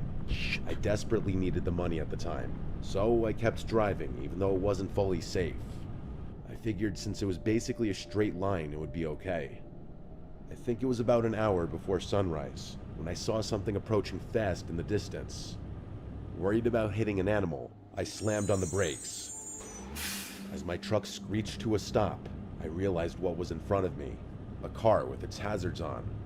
The weird thing was that it was in the exact middle of the road, like literally on the double yellow. What was even weirder was that the passenger door was wide open. My truck stopped maybe a foot before hitting it. Not to toot my own horn, but I'm a pretty fearless guy, and I know my way around a bar fight. Because of this, I wasn't really scared when I saw the car. I was more curious than anything. I thought maybe someone needed a jump or something, so I reversed the Semi and pulled over. I thought about throwing some flares down, but decided against it since I hadn't seen a single other car on the road besides this one. I got out of my truck and made my way over to the car. It was a warm, still night. I remember thinking how strange it was that there was almost no wind. It was also really quiet that night. The faint click of the hazards was the only sound in what felt like the entire desert. I got a little closer to the car. I vividly remember that it was a new-looking red Ford Fusion. I approached the car a little cautiously. Like I said, the passenger door was wide open. I walked around the car and stopped in my tracks. It was completely empty. I made sure of it too, checking the back seat and anywhere someone might be laying down. There was literally no one inside. All of a sudden, I was much less sure about the situation. I was expecting someone to need help of some sort, maybe even someone who took a nap in a really dumb spot. I certainly wasn't expecting this though. The car was literally empty. I cast a few glances over my shoulder, feeling a lot more uneasy now. I kept whipping my head around, looking in every direction. I felt like someone was going to charge me or something. The problem was, it was so dark that I couldn't see that far in front of me, except for what was lit up by my truck's headlights. It was eerie. I waited a while longer, thinking about getting back in my truck and forgetting about this whole thing. Someone was out there, somewhere. Against my better judgment, I decided to keep investigating. I looked inside the car, but everything seemed completely normal. The key was even in the ignition, although the engine was turned off. I got back out of the car and made my way over to the trunk. Might as well have a look, I figured. I went to open it, but it wouldn't budge. Locked. I grabbed the key out of the ignition and unlocked the trunk. Still though, the thing wouldn't budge. It was jammed from the inside somehow. I opened the back door and tried getting at the trunk through the back seat. To my surprise, it actually opened. There were 3 squished garbage bags back there, along with a rope that was tying the trunk closed. I remember glancing one more time over my shoulder before reaching for them. The coast was clear. I must have been within 5 inches from one of the bags when the loudest gunshot I've ever heard rang out into the night. I slammed my head on the roof of the car in shock. I didn't even think. I threw the keys on the front seat and got out of the car as fast as I could. As I was climbing into my Semi, I heard a grungy voice yelling in the distance. He yelled "hey" a bunch of times, and his voice seemed to be quickly approaching. I scrambled into the Semi and turned it on. I threw it in gear as fast as I could. I remember cursing a bunch of times as the engine initially stalled, and that's when I saw it. As my truck began pulling out, I saw a person standing at the trunk of the car. It was a short, husky guy with red hair. He was wearing overalls and shin-high boots. In his left hand, he was holding a small shovel. In his right, though, was an old-looking hunting rifle. We locked eyes for a few seconds as my truck began to drive past him. He didn't move. I remember him not looking crazy or anything. He had this worried look on his face. As I passed him, he dropped his shovel and started waving his hands. He yelled "wait" a few times, but I wasn't staying there another second. As I drove away, I watched in the rearview mirror as he ran after my truck for a few seconds before sprinting back to his car. It was clear he wanted me to stop, but there was absolutely no way I was going to do that. I stepped on it, pushing the semi much faster than I should have. I drove for like 5 minutes and started to think I was in the clear, but then I saw headlights fast approaching behind me. I remember feeling more scared than I've ever felt in my entire life. I called the police and told them what happened to the best of my ability. That's when the car was basically right on my tail. It started honking like crazy at me. I honestly didn't know what to do, so I just kept driving, praying to God he wouldn't try and ram me. After like 15 minutes of this, he cut in front of me and hit his brakes, forcing me to slow down. I was just about to crash into him when finally some flashing police lights appeared ahead. The Ford veered off to the right and sped into the desert, disappearing from sight. I pulled over and waited for the officer to show up. I frantically told him what had happened, but the useless cop decided to get a report from me rather than chase the guy down. I was so pissed about that. I told the guy like twice that he could probably catch up to him if he left now. The cop told me not to worry and that they'd do a thorough search as soon as backup arrived. He sent me on my way and said they'd call me if they ever had an update for me. They never did. None of my buddies have a story this crazy, and I've told it more times than I can count. I know what you're probably thinking. That guy was definitely burying bodies. That doesn't really explain why he had such a small shovel, or why he tried to follow me. The bags in his trunk were also too small for that, although some of my buddies think he might have done some dismembering. For my own sanity, I like to think that he was burying some other kind of animal, maybe putting a diseased dog out of its misery, or some dangerous snakes. I really have no idea. Either way, I've never been totally comfortable driving through deserts late at night after this experience. Dashcam, get a dashcam. Wait. I'm sure you've seen some of the more modern videos online where truckers will document their daily routines and provide tips for each other. Or maybe you haven't. But being as I'm on the younger side in this industry, every time I open TikTok or YouTube Shorts, that's all I see. I won't get into it, but I had to drop out of a pretty prestigious university for some personal reasons, and people always tell me I could have been more than a trucker. It's honestly not a bad gig, though. I've been making deliveries for north of 2 years. Obviously, the only strenuous part of the job is the long hours. You can never truly gauge how the isolation will affect you without experiencing it firsthand. My only advice would be to make peace with whatever demons might be lurking in your subconscious, because they'll definitely eat at your brain in the lonely hours. That's what happened to me, anyway. This happened to me 3 months after getting employed by my first company. I was basically as new in this trade as one could get. I was driving from southern New Jersey to Lafayette, Indiana, a 12-hour drive. 12 hours driving might not seem that crazy, but factor in the fact that I just completed an 8-hour trip, and that should put things into perspective. I wanted to get deliveries done as quickly as possible, so I opted to drive through the night. I'd get to Lafayette just before 3 a.m. Things were going smoothly. There were virtually no other cars on the road, so I was able to push the semi a little faster than normal. About halfway through the drive, I remember reaching down at the center console to chug a Red Bull, but there weren't any. Of course, I had forgotten to restock my truck after completing my previous delivery. After slapping my dashboard a few times, I groaned in frustration, knowing I'd have to stop somewhere. There was nothing I hated more than having to make stops during my drives. I might be unique in this, but I always get exponentially more tired when my vehicle is immobile, even if I'm only stopped for like 20 seconds. After glancing up at the navigation, I figured I had no choice. Either fall asleep on the road, or stop and get an energy drink. In my brain, those options were pretty much equivalent. Reluctantly, I pulled into the first service stop I saw. I had literally no clue where I was, probably somewhere in Ohio at this point. Too late, I realized this wasn't actually a service stop. It was what looked like an abandoned gas station and a repurposed convenience store. I'm not sure if there's any better way to describe it. Either way, it looked like there was another quick stop store not far up the road, so I figured I'd go there if anything. I parked the Semi and made my way over to the first convenience store. To be completely honest, I was expecting one of two things to happen. Either the place would be open or the door would be locked. You can imagine my surprise then, when the door swung open into a pitch-black store. I looked around, hoping maybe I'd get lucky and there would be a drink or snack left behind.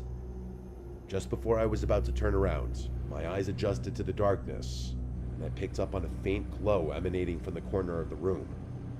I made my way over to it, and the glow turned out to be coming from a back room of some sort. Curiosity got the better of me, and I opened the door slowly. To my pleasant surprise, there was a plugged-in refrigerator against the wall. Eagerly, I opened the door, but found nothing. Literally nothing. The shelves had literally been removed, like the whole appliance had been gutted. As I was shutting the door, I was 90% certain I heard a clatter from the main room, like something hitting the floor. I froze for a good 10 seconds. Had I imagined it? There was no way. Quietly, I walked back into the main room and looked around. Nothing. Part of me wanted to keep investigating. I didn't have time for this, though. I walked out the entrance door and basically jogged to the other shop. It was open, thank God. I paid for my drink and made it back to my truck. Something about this whole stop felt wrong. I needed to get back on the road as soon as possible. I took one last glance at the abandoned store and noticed the door was now open. I was 100% positive I had shut it behind me. It wasn't my job to figure out what was going on here, though. So I started the engine and merged my Semi back onto the highway. The caffeine started kicking in and snapped me out of my tired haze pretty quickly. My mind began to wander, and I started thinking about how bizarre that whole thing had actually been. I guess a squad or an abandoned building wasn't the strangest thing in the world, but my brain couldn't explain that refrigerator no matter what theory I thought of. I tried to forget about it and kept driving. It was then that I started noticing weird movements in the curtain behind me. Sweat started dripping down my forehead. I watched in the rearview mirror as the curtain seemed to billow and move, even though I didn't have the air on. I thought the worst. There was someone in my truck. I didn't have any weapons on me or anything, so I discreetly punched in the nearest police station on my phone. The drive there was the most tense and horrifying 20 minutes of my life. I kept imagining that person reaching out to grab me or trying to crash my truck. Finally, I approached the police station. I stopped the Semi as close as I possibly could get and basically ran over to the police station. In seconds, my truck was surrounded by police, and after I opened the back, what I saw will stay with me for life. The police pulled out 3 homeless-looking people, 2 men and 1 woman. They were wearing rags and were wrapped in nasty-looking blankets. One of the men was armed with 2 switchblades. All 3 of them refused to talk, but stared menacingly at me as they were getting cuffed. I have no idea what they wanted. I don't think I'll ever know.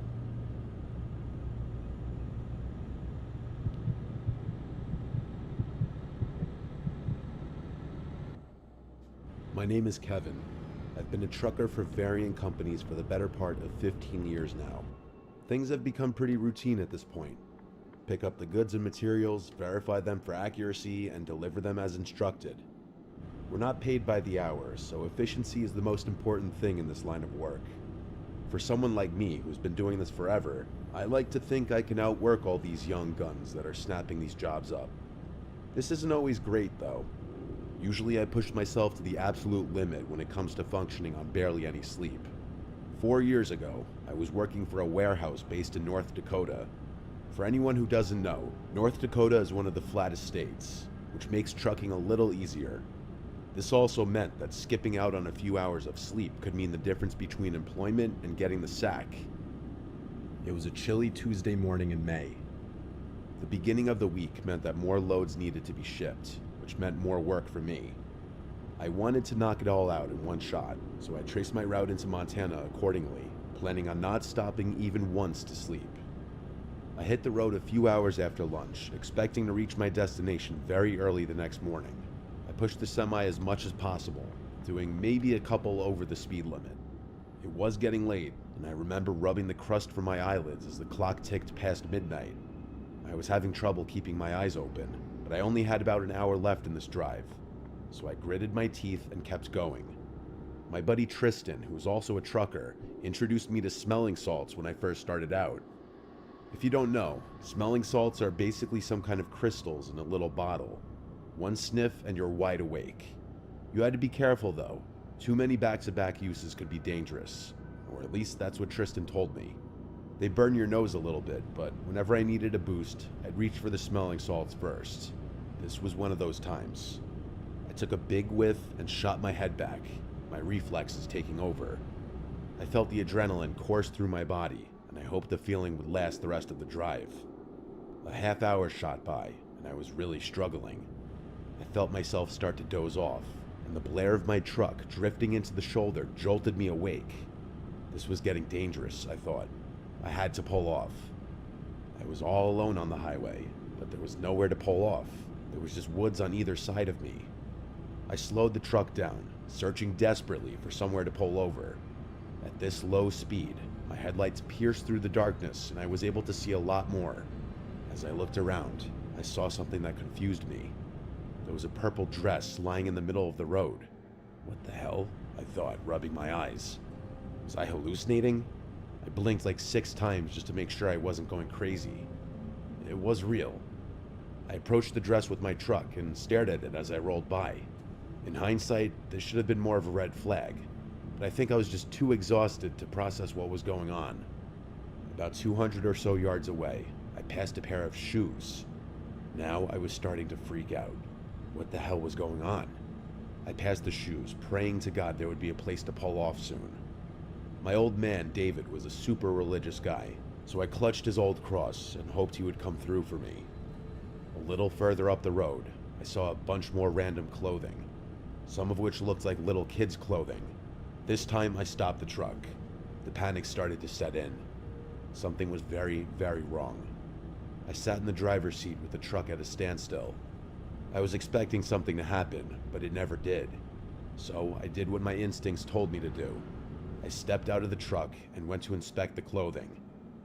I still remember the feeling of the chilly morning air piercing my skin, which definitely helped my exhaustion. I approached the pile as cautiously as I could. It was indeed kids' clothing. It looked like there were both boy and girl pieces of clothing in the pile. I looked around into the woods, but I couldn't see much of anything in the darkness. I had my head on a swivel, worried that this was some kind of trap. I decided it was not my business to figure out what was going on, so I made my way back to my truck. Just then, I heard a crunch from the left. I whipped around, trying to see what was there. I stood there, waiting to hear another sound. After about 30 seconds, there was another crunch, but this time from the opposite side of the road. My survival instincts kicked in, and I sprinted towards the truck. I jumped into the front seat, but just before I slammed the door, I heard a child's scream ring out. I froze, my heart bursting out of my chest. I was caught in a crossroads. I wasn't going to fight some random people in the pitch-black woods, but I couldn't just abandon some helpless kids either. Before I could make a decision, another almost identical child's scream rang out. Without thinking, I turned the truck on and pointed its nose toward the spot in the woods where I heard the noise. My headlights lit up about 30 yards into the woods. There were 3 or 4 people, one of whom was holding a massive speaker. They ducked behind a couple trees as my truck lit them up, but I had exposed them for just enough time to make out what they were doing. They hid from the light before I could really make out any distinctive features, but I swear on my old man David's grave, they were holding up a speaker, trying to lure me into the woods with a fake kid screaming. I was just in shock. I just sat there, staring at the trees those people had just hid behind. I reached for my phone to call the police, but before I finished dialing, I heard a thump from the body of the truck. Someone had thrown something from the other direction. I was done. I turned back to face the road and slammed on the gas. As I sped off, I could make out a person on the other side of the road. He shouted something I couldn't understand before launching something at the truck that cracked the glass of my passenger side window. I drove the final hour in silence. I was too scared to process what had just happened. but there was no way in hell I was stopping to sleep in those woods. I completed my delivery and then knocked out. I must have slept for 10 hours straight. When I woke up, the first thing I did was call the police, who told me they'd investigate those woods and give me any updates. I then thought about the whole thing and how stupid I was to get out of my truck. I should have just minded my own business. But the thought of some kids being kidnapped or worse was just too much for me to ignore. To this day, I still have no idea what those people were trying to do. I don't know why they didn't just rush me when they had the chance, or what they were planning to do to me if I ran out in the woods after the kids screaming. In all my years of being a trucker, nothing has ever come close to being as strange or downright terrifying as this experience.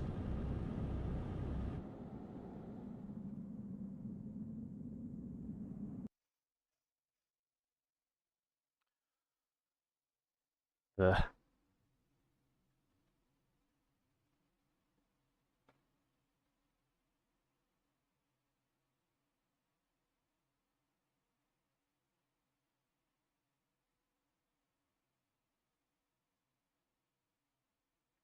Hospital.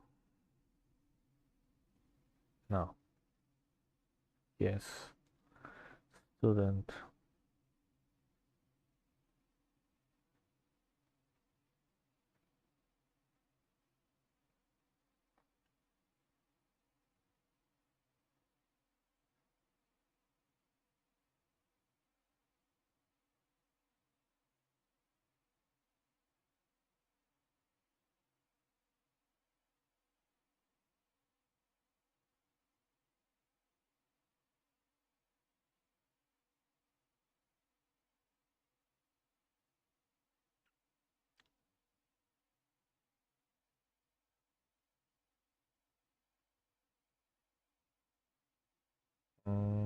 Mm-hmm.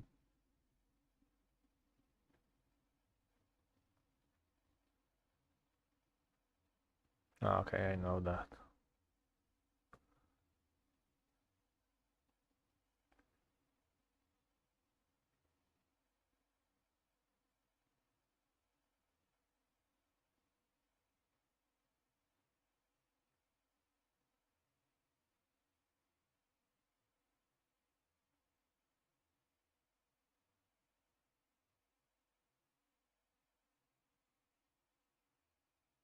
Home invasion.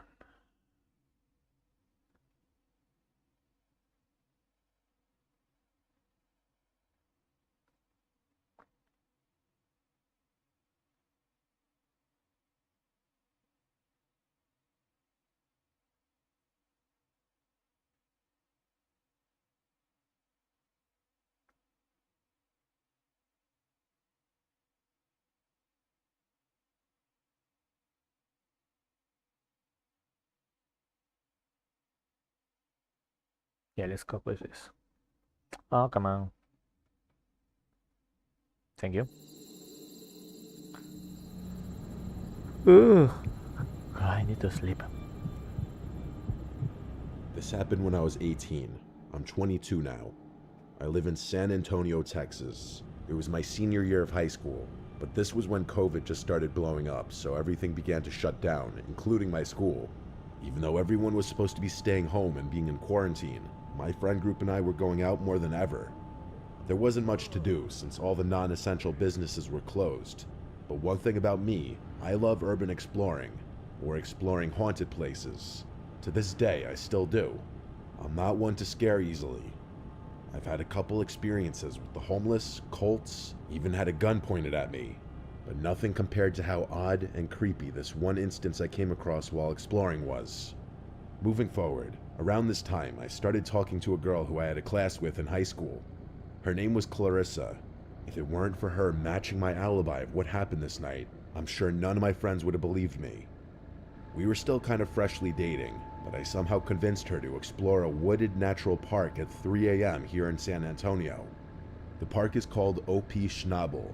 It's relatively nice, safe, and very scenic during the day. But at night, it can be a dangerous place, and police usually roam the entrances to the area at night, keeping people away. In 2016, a 24-year-old woman named Lauren Bump was brutally murdered and stabbed over 20 times, and in 2021, a boy exploring the woods was shot. Clarissa and I get to the park around 3 a.m. It's super creepy and pitch black. The trees do a really good job at covering the moonlight. I don't like to have my flashlight on because then my eyes can't adjust to the darkness, and you can really only see what's lit up from the light. Plus, I wouldn't want someone to see my light from a far distance, so I like to keep them off while exploring. We were probably about 15 to 20 minutes in walking the main trail. I didn't plan to be in there for too long because it was kind of creepy and oddly quiet that night. I knew a trail that goes off the road that leads back to where my truck was parked. I told her we could take that trail, essentially making a full circle, instead of walking all the way back around. She agreed, and so we began walking through that off-road trail. We were probably only about 2 minutes into the off-road trail when suddenly, out of nowhere, a flute began playing. Clarissa and I stopped dead in our tracks and looked at each other, just listening. Whoever was playing it, it was super in cadence and sounded like it was playing some sort of piece of music. However, there was no time for me to process that it may have sounded good. It was creepy as fuck. As I said before, I don't scare easily, but 15 seconds into the flute solo, Clarissa began trembling in fear and on the brink of crying.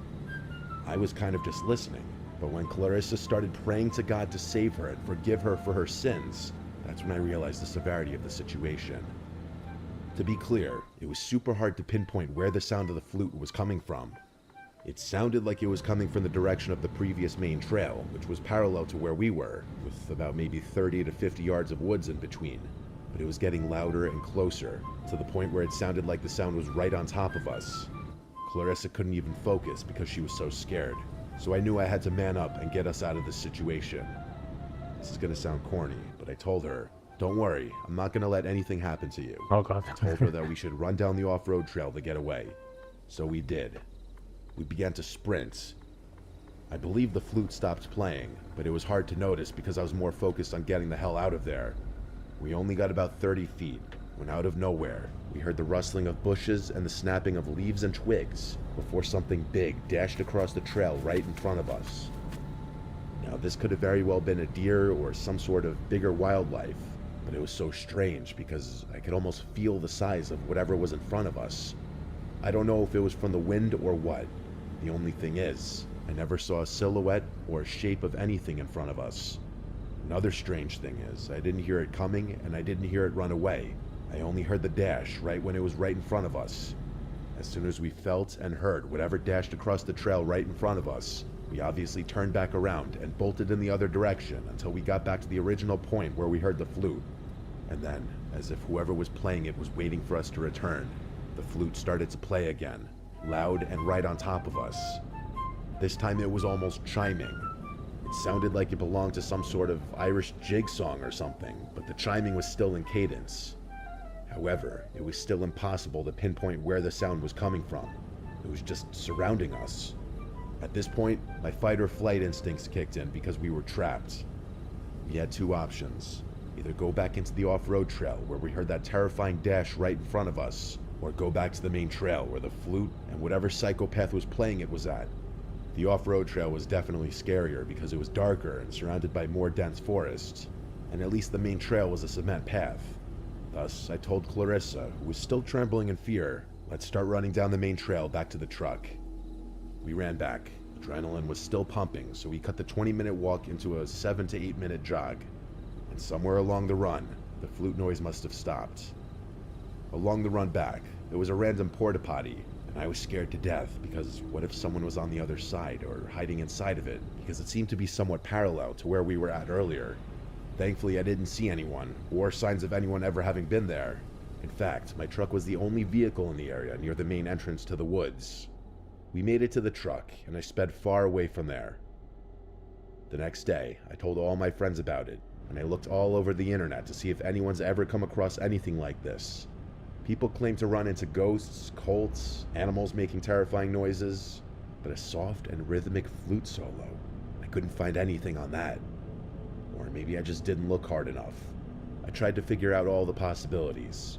There are some houses that eventually led into a neighborhood on the far edge of the woods, but those houses are at least a couple miles away, and we were fairly deep into the woods, so there's no way the sound could have traveled that far, because I'm telling you, the flute was clear as day, and it was 3 a.m.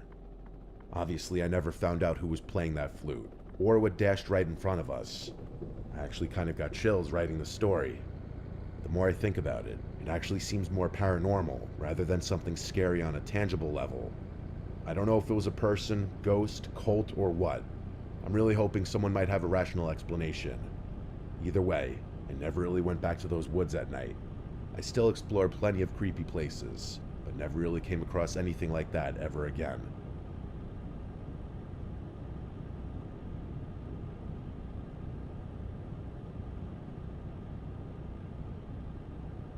I'm a 20-year-old guy. I work at a medium-sized hospital in northwest Alabama as a pharmacy technician. I work an early night shift, 6 p.m. to 4 a.m. I'm also in charge of stocking the surgery rooms. I work for 7 days in a row, and then I have 7 days off. Working the 7 sucks, but the 7 off feels amazing. I work Thursday through Wednesday, and on my 6th night working, a Tuesday, I left a little early to go stay with my wife at her aunt's house, about 30 minutes away from our house. She was babysitting her little cousins while her aunt and uncle were on a trip. The house didn't have any curtains, so she felt uneasy for the few nights she was there. I didn't go with her at first because it was during my work week, and she told me there was really no point if I was going to get there around 5 a.m. and then go to sleep once the sun started to rise. But on her last night babysitting, she felt extremely anxious, so I told her I was coming over. She is stubborn, but she thanked me and felt so much better once I arrived. Working the night shift for the last 2 years has really taken a toll on me mentally, and I think I've started to develop some slight insomnia. I literally could not go to sleep after getting to my wife's aunt's house. This isn't anything new, but I had never stayed up for more than about 28 hours before. Even if I wanted to, I couldn't sleep because we had a really big day ahead of us. We had to drop her little cousins off at school, our friend was having a gender reveal party, we had to go shopping because we had no groceries at home since she had been away for the last 3 days, and I had to be at work at 6 p.m. I ended up falling asleep in the car for a little less than 10 minutes. I was really feeling that wave of sleepiness come over me, but I ended up getting a huge Red Bull and another energy drink once I got to work. I had my wife drive me to work and pick me up since my brakes needed to be changed and I wasn't driving my car, and also because neither of us trusted myself to drive her car on over 24 hours of no sleep. It was Wednesday night now, and I had been awake since about 2 p.m. on Tuesday afternoon. My shift started out fine. If I could stay busy, that tired feeling wouldn't really get to me. I put in my earbuds and was listening to music as I was stocking the surgery rooms with their meds. It was a weeknight, so there were still some late surgeries finishing up, and housekeeping was cleaning up some operating rooms that had been used. It's not uncommon for surgery personnel to come into the room I was in and grab something that the room they were using may be out of, so I usually turn around and at least smile, and they smile back. I was in my own little world, stocking the Omnicell machine with meds and listening to music, when I heard the door behind me open. There was that distinct high-pitched squeal when a door needs its hinges to be oiled. It made the loud crash that heavy wooden doors make when they shut, so I turned around to see who it was like always, except there was no one there. I didn't really get worried about it. Maybe they opened the door and saw I was in there and just decided to go to another room, so I continued on. As I pushed my cart to the next room, the light in this room was off. I opened the door, and I swear, I saw someone hunched over by the Omnicell machine, digging through the sharps bin. If you don't know what that is, it's a bin where you dispose of needles and vials after use instead of just putting them in a normal garbage can. Someone had already been caught doing this before in search of morphine and consequently was fired. I turned on the light and was going to ask what they were doing, but when I turned the light on, there was no one there. Okay, now I was starting to get a little creeped out. I didn't know the time frame of when you could start hallucinating after not sleeping for over 24 hours, so I just told myself I was probably seeing things and needed to just calm down. I finished up stocking surgery with no other occurrences and headed back to the pharmacy. At 2 a.m. every night, we have to deliver patient-specific medications to the nurses' station.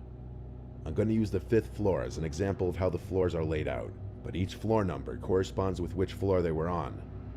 There are 3 elevators in the middle of the floor. If you go left when getting off the elevator, there's the 5100 and 5200 side, and if you go to the right, there's the 5400 to 5500 side. There are 2 wings on each side, so there are patient rooms numbered 5105 to 5115, and the other wing has rooms 5201 to 5215. Each floor is laid out the exact same way, so each wing has 15 rooms on each side. To shorten the floor names though, I'm going to refer to them as 51, 52, and 54, 55. Recently, the 5th floor, specifically the 54-55 side, had been undergoing some remodeling, so our overflow floor, the 3rd floor, was where they put the patients who were on the 54-55 side of the 5th floor while they remodeled. The 54-55 side was empty because there weren't that many people in the hospital that night. I made my way up the hospital, delivering meds to the nurses' station floor by floor, until I got to the 5th floor. I went to the 51-52 side, delivered the meds, and decided to go check out the progress of the 54-55 side. As I went over there, I just got creeped out. There were no nurses, no patients, just the long, empty hallways. The surgery rooms are already empty and desolate most nights, so I'm used to walking around down there no problem. But seeing empty patient rooms just creeped me out. I walked slowly down the 55 side. I heard a noise that sounded like one of the hospital beds rattling. As I passed 5512, I quickly found out what the noise was.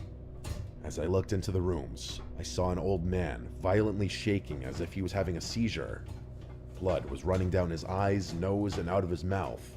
He was making this gargling, groaning sound, almost like the sounds the zombies in The Walking Dead make. A monitor was frantically beeping like it does when a patient is coding.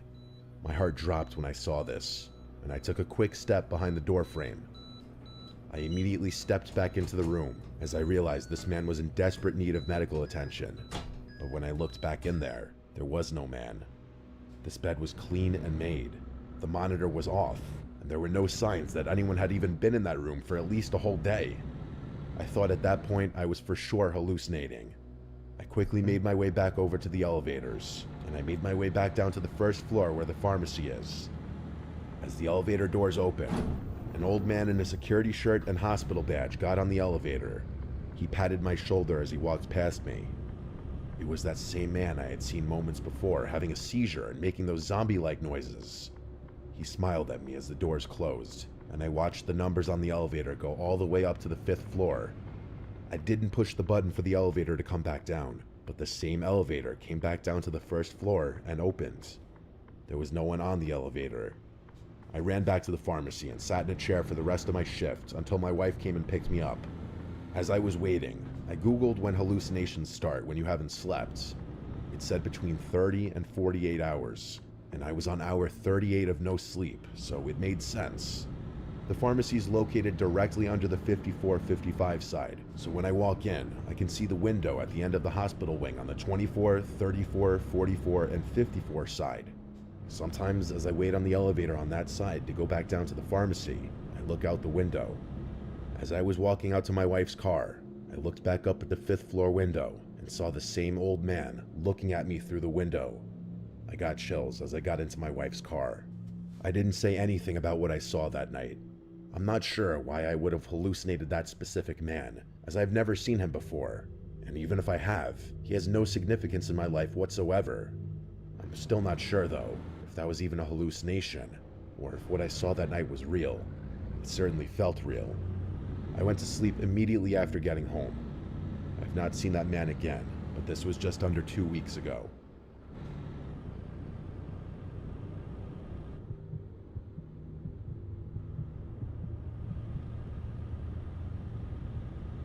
I live with my boyfriend in his house that he owns. It's a modest house in a good neighborhood. Violent crime here is typically low. I say it's a modest house because compared to the other houses in the neighborhood, it's on the smaller side. But having a smaller house in this neighborhood is still very desirable because it allows us to still live in a nice town without owning a multi-million-dollar home. It's a single floor, 3-bed and 2-bathroom house with a basement. We're on a very quiet block with a lot of privacy. The way the street curves provides this optimal privacy, as when we step outside of the house, there's not a single neighboring house directly facing us. There are 8 houses total on our block. Further down the block is a small wooded area. My boyfriend Mika was away one weekend in Vegas for a bachelor party last October. I was alone from Thursday to Monday. Friday after work, I had some of my girls over for a wine night. At some point while we were in the living room watching scary movies, the doorbell rang. We all went quiet and looked at one another with the same faces.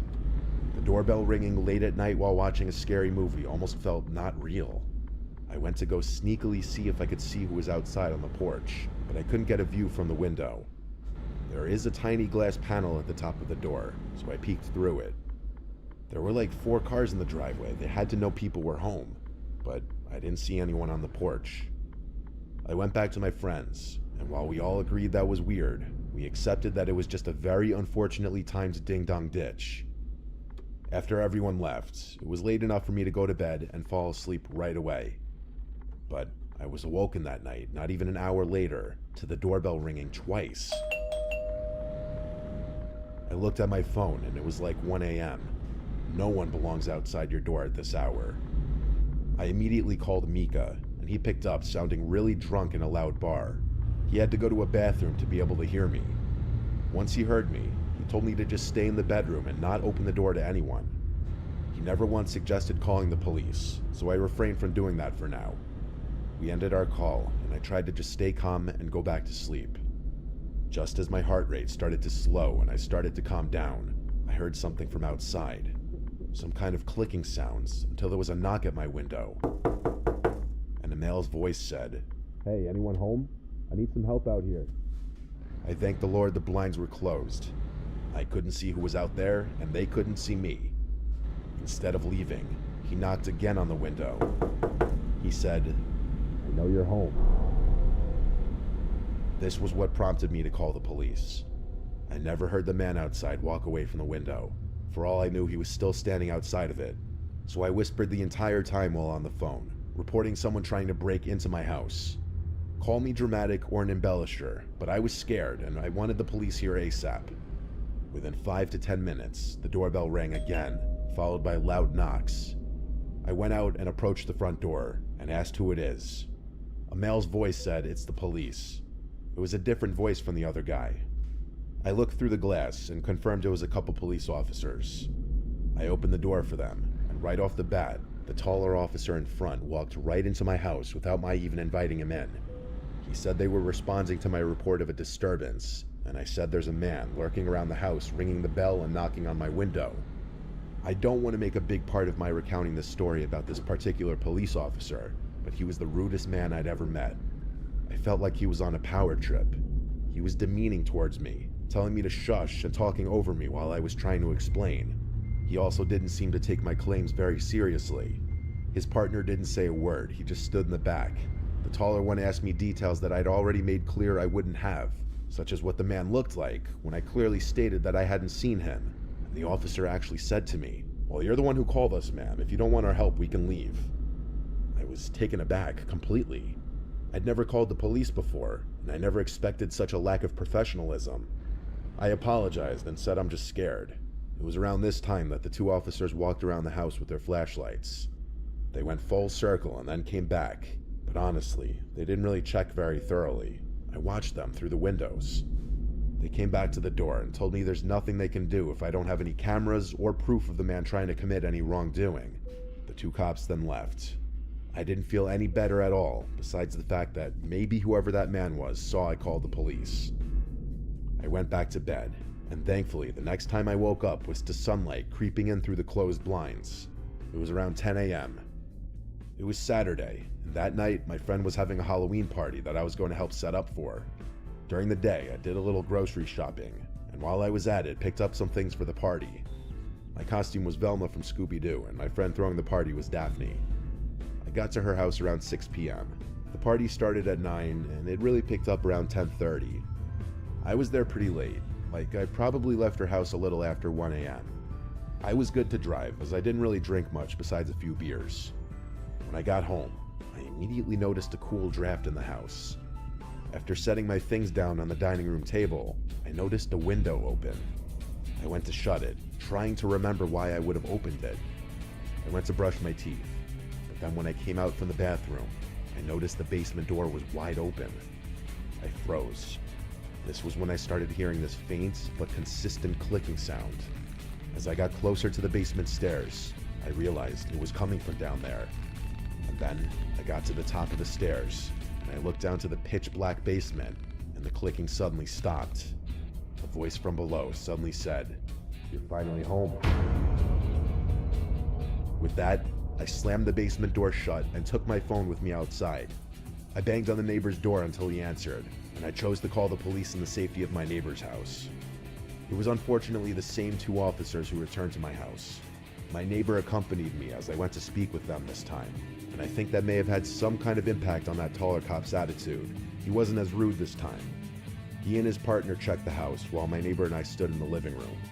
Eventually, after their initial search, I showed them some of the spots I'd imagined someone could be hiding. I basically tore the entire house upside down, while also on the phone with my drunk boyfriend. When I was sure that no one was here anymore, I packed a bag to go stay with my sister until Mika came back. This time I locked every window before leaving. The main takeaway lesson from my story is if you have windows that open wide enough for someone to crawl through, make sure they're always locked when they're closed. We still live in this house today, but for a few months, I refused to be alone in the house for extended periods. I still have PTSD from this, and sometimes I have nightmares in which I think I'm hearing knocks at the window, and then I wake up.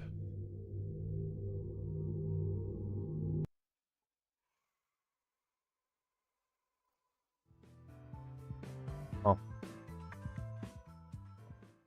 There. Okay, I'm hungry.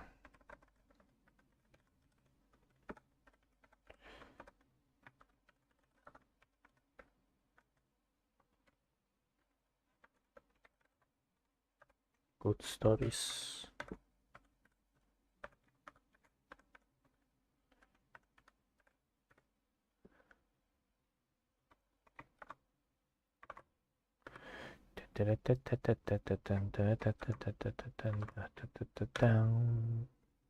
Okay, bye bye.